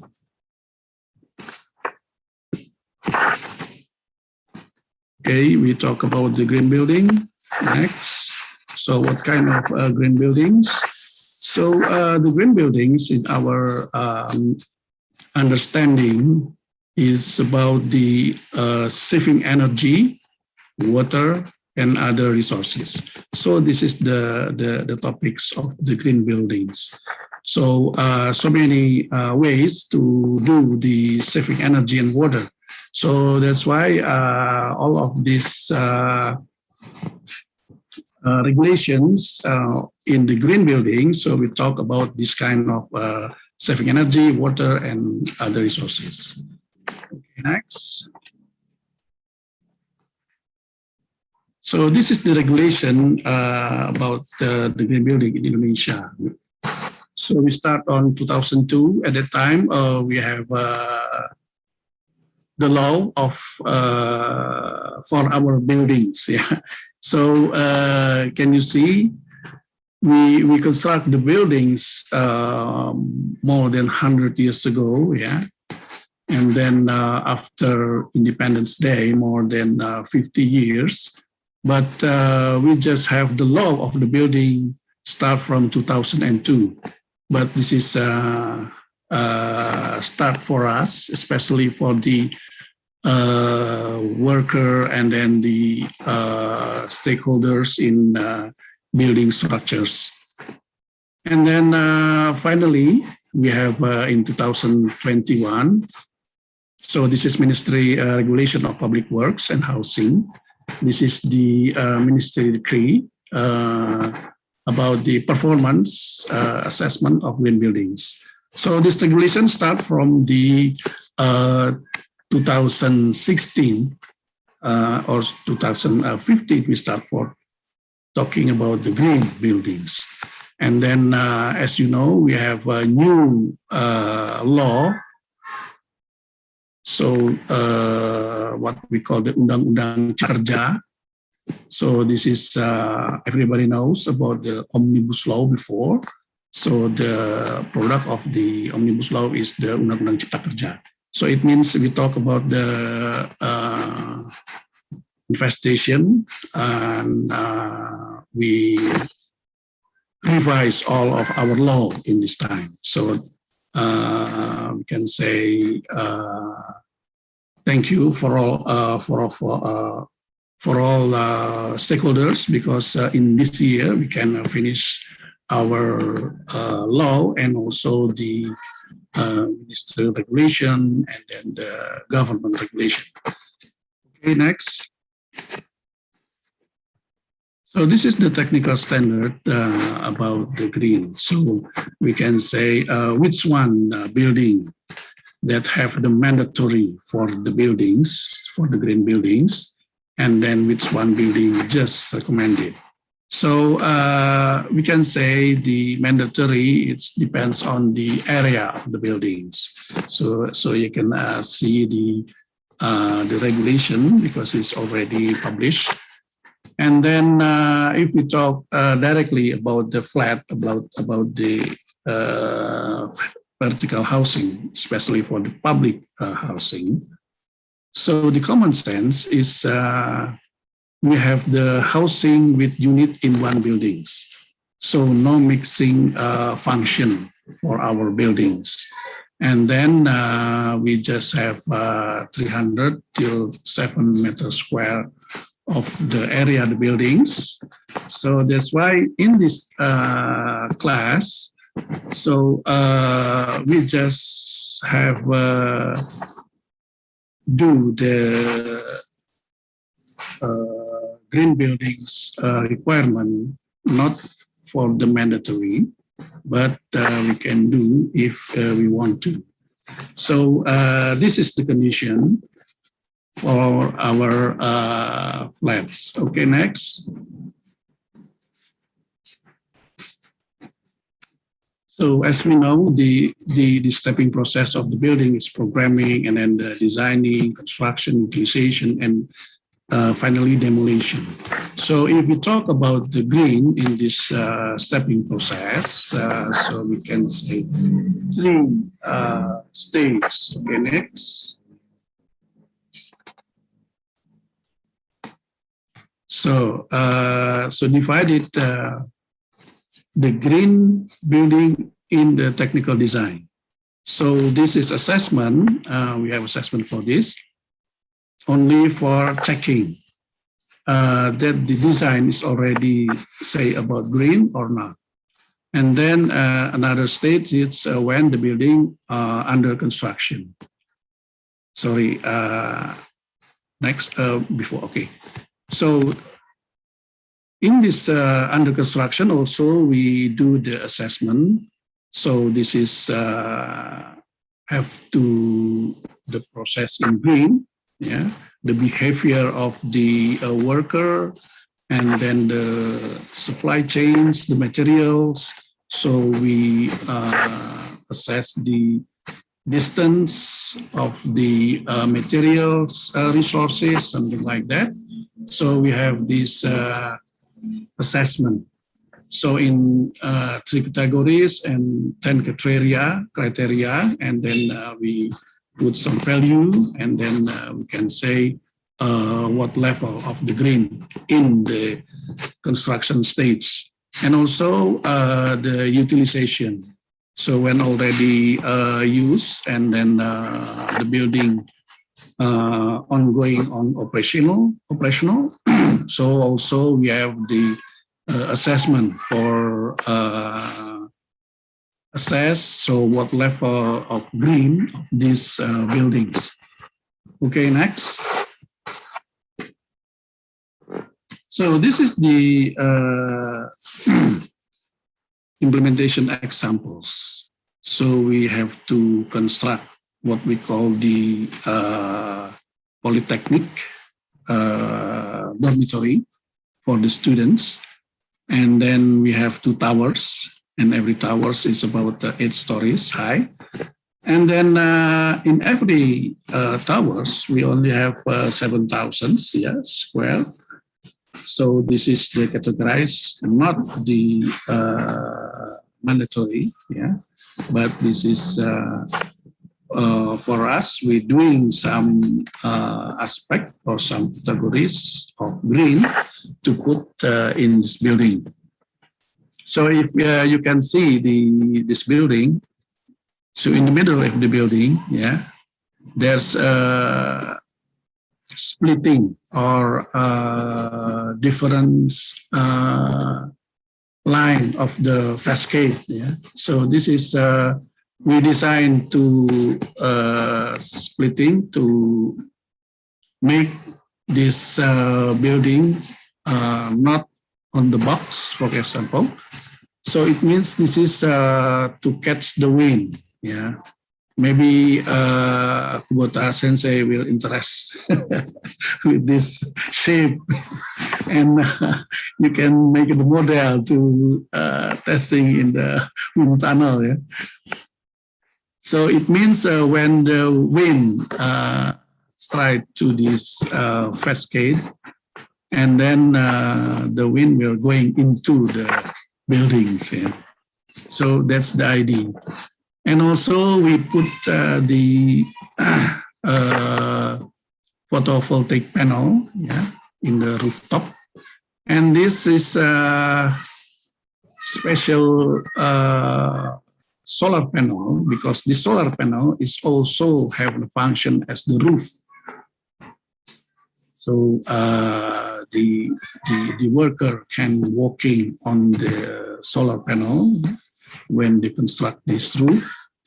And then the under of this roof, we make the meeting room, and then for sport room. So that's the electricity also we setting on grid. Yeah, so we do not use the battery. So on grid with the electricity network from electricity company. So this can catch the electricity, and we use on day only, because we don't use the battery, because it's, you know, that's the battery is quite expensive, and then the high skills for the maintenance. Okay, next. So you see this, the condition, the left above is the site plan of this rusun. So we have two tower on the above and below, and then in between we have a pond. Yeah. So this pond or polder so have a function, so many function. This is for the raw water source, yeah, and then zero runoff. So for water from rain, for example, so going into this pond, yeah. And then also this is evaporative cooling, so it can reduce the temperature, the outdoor temperatures, and also recreation. Of course, this is a student; they're living here. So before, so this is the wetland. So this also this for the conservation. So the unit is type 48 for students. Yeah? So this kind of flat. So some of green aspect we put on this buildings. Okay, so I said about the PV panels. So for low energy, yeah, so we can say we can use the electricity on the day. Okay, next. So for the passive design, so this is we talk about the thermal comfort. So what kind of passive design in the building for the thermal comfort? Okay, next. So we know in Indonesia have some seasons, yeah. So I think we already know we have 3 main climate zones: tropical rainforests, yeah, and then so it means this is high rainfall in the zone, and then monsoon climate. This is 2 kind of seasons. So some is dry season and some of rainy season. And then in the other one is savanna tropical climate. So this is in the dry season in the longer year. So we know the temperature is quite same all of the year.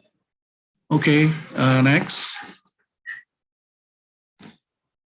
So climate Indonesia for microclimate, this is we've given some examples, yeah, in the 2 cities, yeah, in Aceh, in Banda Aceh, and also in Jakarta. So the left side is about the air temperature, and then the in the left, and then the right is humidity. So we can see in every month, yeah, in all of the year. So the changing of the temperature and humidity, it's quite different. So this is what we call the microclimate. So when we start to design a passive design for the building, so we have this data, as Kubota Sensei said, that we have to have the data completely, so that we can designing have a good accuracy. Okay, next. So in our standard, national standard, we have about the thermal comfort criteria for the tropics, and also thermal comfort criteria, and we talk about the comfort temperatures. Yeah. So we can say the 20s to 30s is range about the comfort temperatures. So in Japan, people in Japan, they have two setting up of the temperatures. So when the summer, yeah, so they put their air conditioning for the cooler. Yeah, it's just minimum 28 degrees. So if we see in Indonesia, in Jakarta, 28 degrees is quite warm. Yeah? But in Japan, the lowest temperatures in summer is only 28. And then in the winter season, the maximum temperature for the air conditioning, for the heating, only 18 or 19. So in Indonesia, this is quite cold. But that depends on the regulation, of course. But the regulation is based on the human comfortability. Okay, next.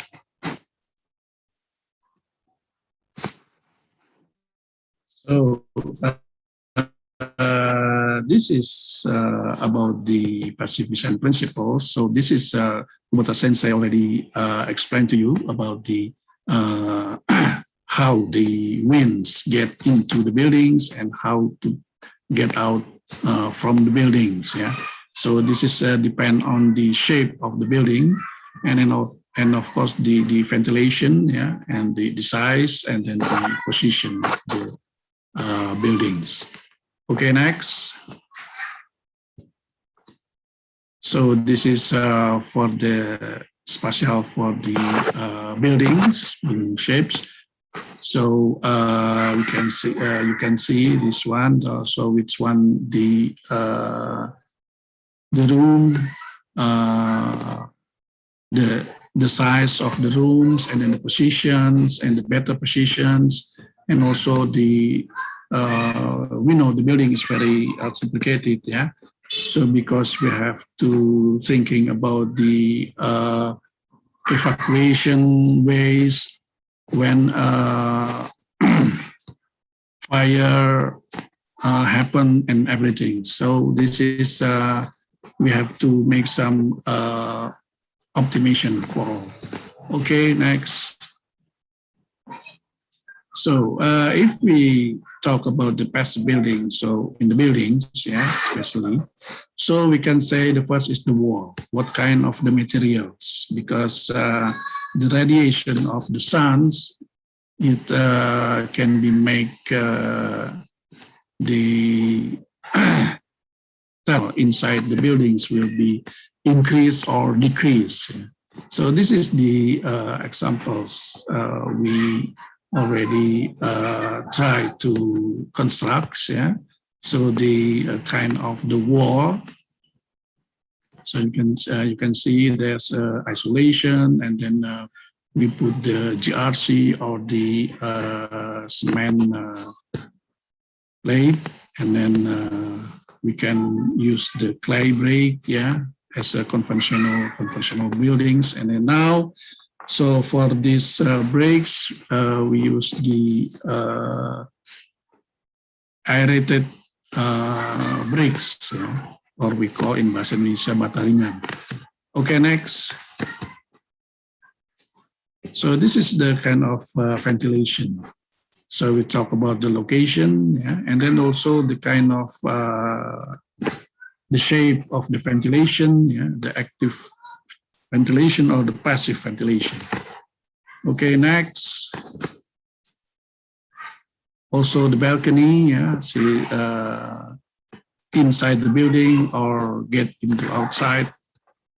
So what better? So this is also will helping the condition of thermal inside the building. Okay, next.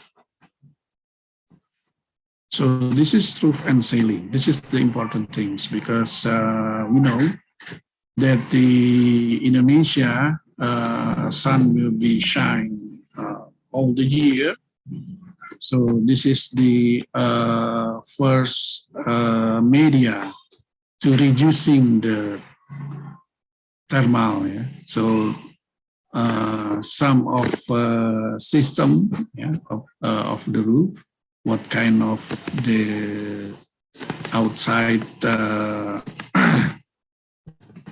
plates, or we use the metals or ceramics or everything.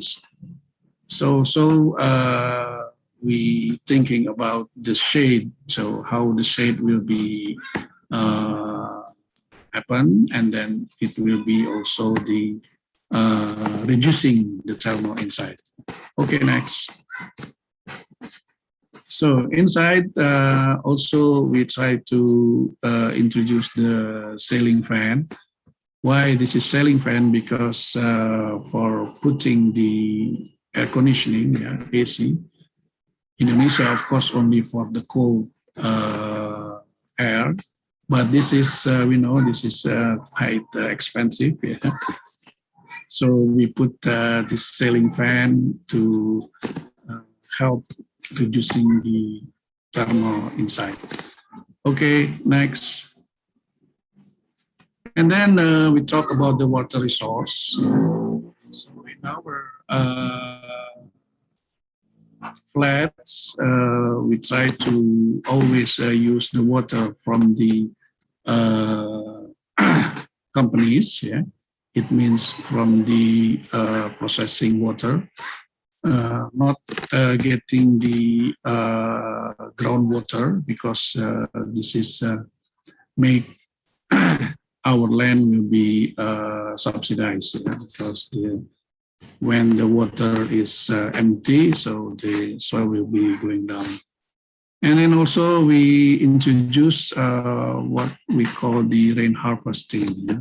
So we put the rainwater into the storage tank, yeah, after filtering, of course. And then we can use this water, yeah, in toilets or for the gardening. Yeah, so the water not for cooking or drinking, because to get the clean water or clear water to we can drink it. So this is quite expensive for the filtering. Okay, next. So this is our flats, yeah, in standard flats. So these components we already talked before about roof, wall, and then ventilation, and then windows. Yeah, so windows is already explained by Kubota Sensei also. So this is, we try to put this component for our design for the next. Okay, next. So this is quite different from the technically for the buildings. Yeah, so because we talk about the local culture, local wisdom. Yeah. So as we know, in Indonesia, we have so many tribes, yeah, with their culture, especially in buildings or house. So many traditional house, and then it's very interesting to know. Yeah. But of course, when we put this what we call the local culture and put our put to our flat, is quite difficult, because as we know, the flat is just the building like a box, something like that, and then but this is the architect creation. It will be have the good design for this. Okay, next. So this is what kind of components we can put as traditionals, locals, yeah? Because we government construct the flats in all of Indonesian region. So we have the office in every province, for example. So one of the tasks is put some traditional architecture to put in our flats. So they can put the component of the roofs, of door, windows, and everything. But of course, as I said before, this is very difficult to our flats because our flat is just a box building, something like that. Okay, next. So this is one of our design. Yeah, this is for the school, for the student of Bali Hindu, yeah, high school flat. And you can see in some components, so the Hindu culture get into the design, like the column, yeah, in the front, and then the sculpture, something like that. Okay, next. So this is the local design, yeah, for traditional buildings. So the ID is the architect can get the ID from this and then make some soft or hard design in our flats. So okay, next.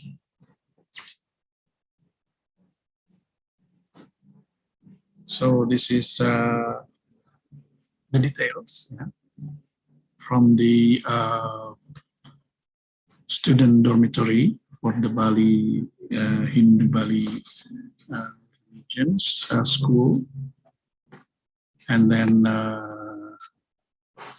the design of architecture in traditional. So they have this very details, and they all of the components they have the name. And then have the stories behind the design. So that's why quite difficult to use this one, because we have to get in our team the architect who knows the traditional design like this. So I think that's our topics, yeah. So we can discuss about this, and then I think that's all. Okay, next. So, ladies and gentlemen, thank you very much for your attention, and then we can discuss about this, and especially for Dr. Jehansyah. So you are right. This the housing in Indonesia is very complicated and very difficult to move. So that's why we need so many discuss. And you say so many discuss. It's just the beginnings. Okay, thank you very much, and Wassalamualaikum warahmatullahi wabarakatuh. Waalaikumsalam warahmatullahi wabarakatuh. Thank you so much, Dr. Maryoko, for your informative presentation and your sharing about current important public guide or direction for the quality flat public housing in Indonesia. Because this is our last webinar series, so I was not interrupt the fruitful presentation of our great speakers. It indicates that we should discuss it more deeper for each speaker, and we should frequently meet to discuss that. Yeah, thank you for all our speakers. Now we are come to the opinions, question and answer session. Perhaps from our committee, we can share the compilation of question and answer slide, please. And we also want to invite from our participant who will discuss it with our speakers. So you can talk directly, raise your hand. Probably one question directly, please, if any.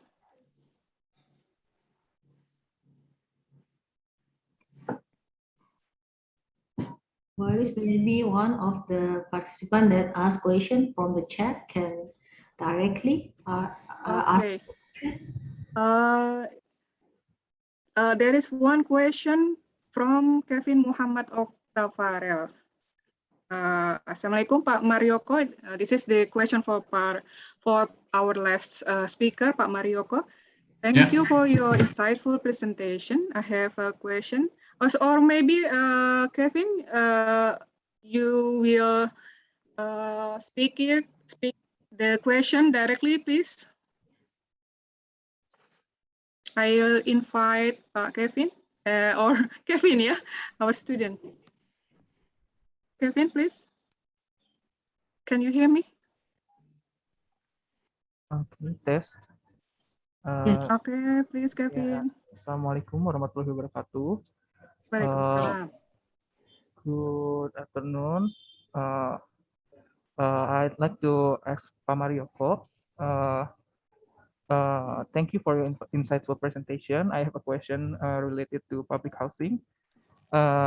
In your opinion, what is actually a public housing? Is there any policy intervention that attempts to lower the public price to promote affordable housing, or a direct government provision of housing as public facilities for the low-income groups? Thank you so much.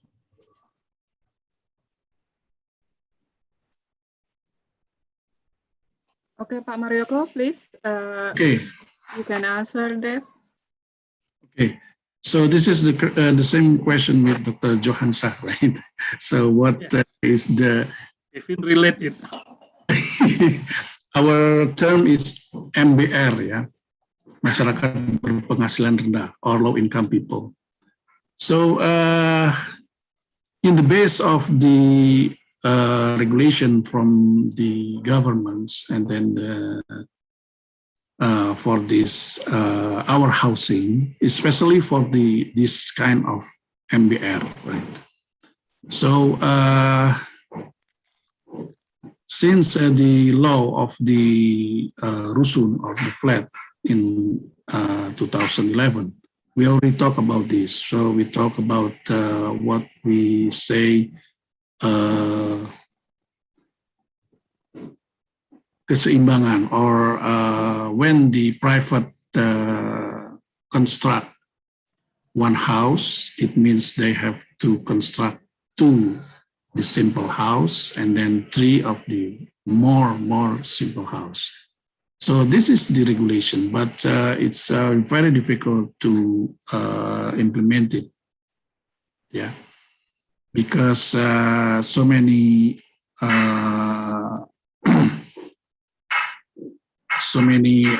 regulation for that, and then also the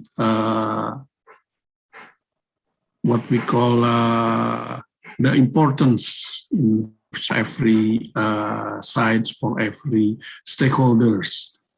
And then after we have the omnibus law, put the Undang-Undang Cipta Kerja, so we change, yeah. So we talk with the private developers, and then we ask them to put all of tujuan mereka gitu ya, to put our MBR, get the houses. And then also the regulation about the financing. So we start for this also. So we have the institution for this. So many subsidized, yeah, but subsidized for getting the house, yeah. For the subsidized, so many subsidized there. So, but of course, this is just started for some years ago. And then the response from the public is very good. But of course, we cannot get the race with the demand, yeah, the demand, and then in the field, it's very hard, yes. But of course, we still think about that. So that's why Dr. Jehansyah already said that we have 1 million houses in every year. Yeah? So this is not 1 million from the governments, but this is 1 million for all, from all. The governments, the private developers, also from the people they construct for their own house, yeah, especially for the remote area. But the problem is the making to make the data, the accurate data for this, because also to get the data how many houses already constructed, it's also not easy. So, but we still push all of stakeholders, especially the local governments. Also, they have own difficulties to put this MBR housing get into the real one. I think that's a small condition can I give to you. Thank you.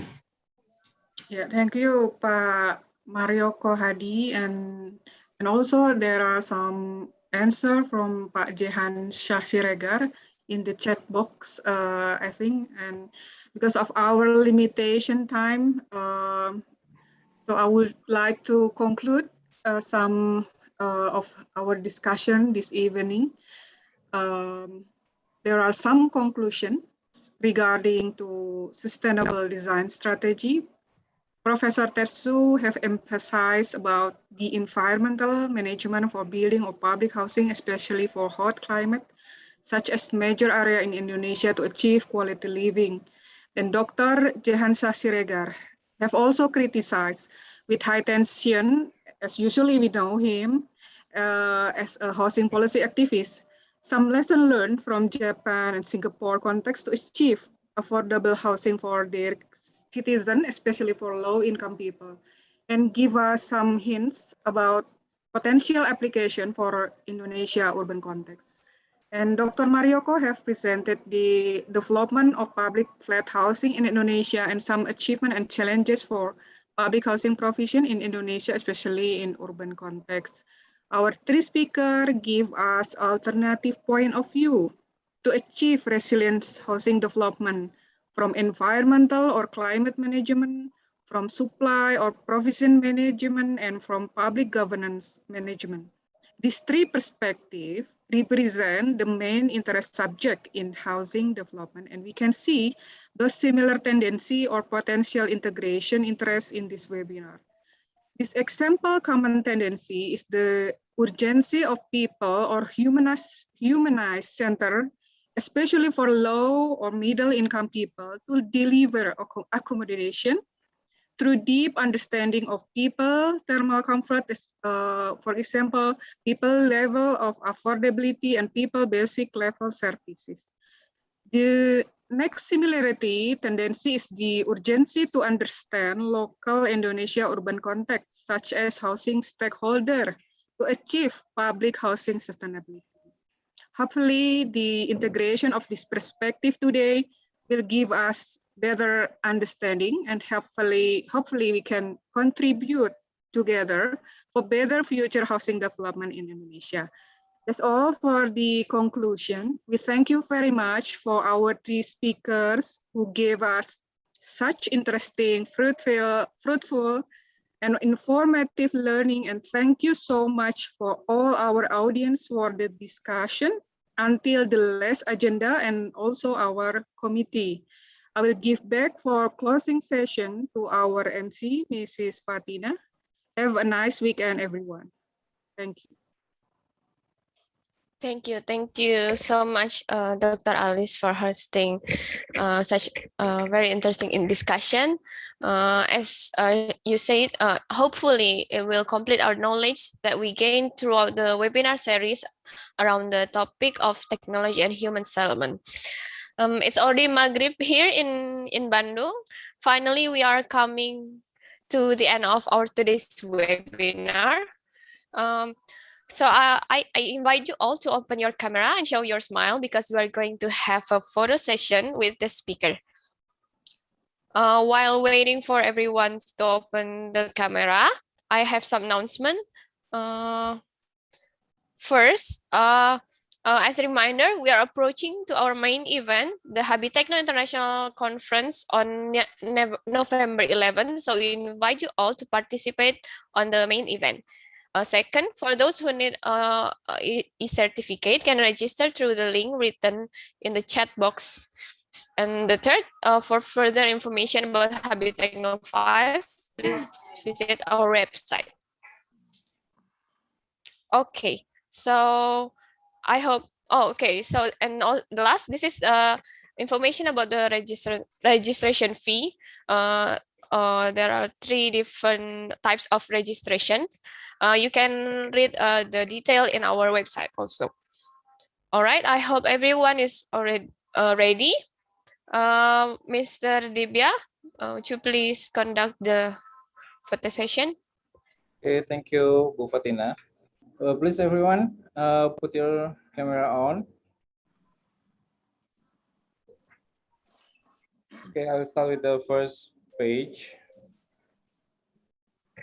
1, 2, 3. Next one, please. We have 6 pages here. For the second one, 1, 2, 3. Okay.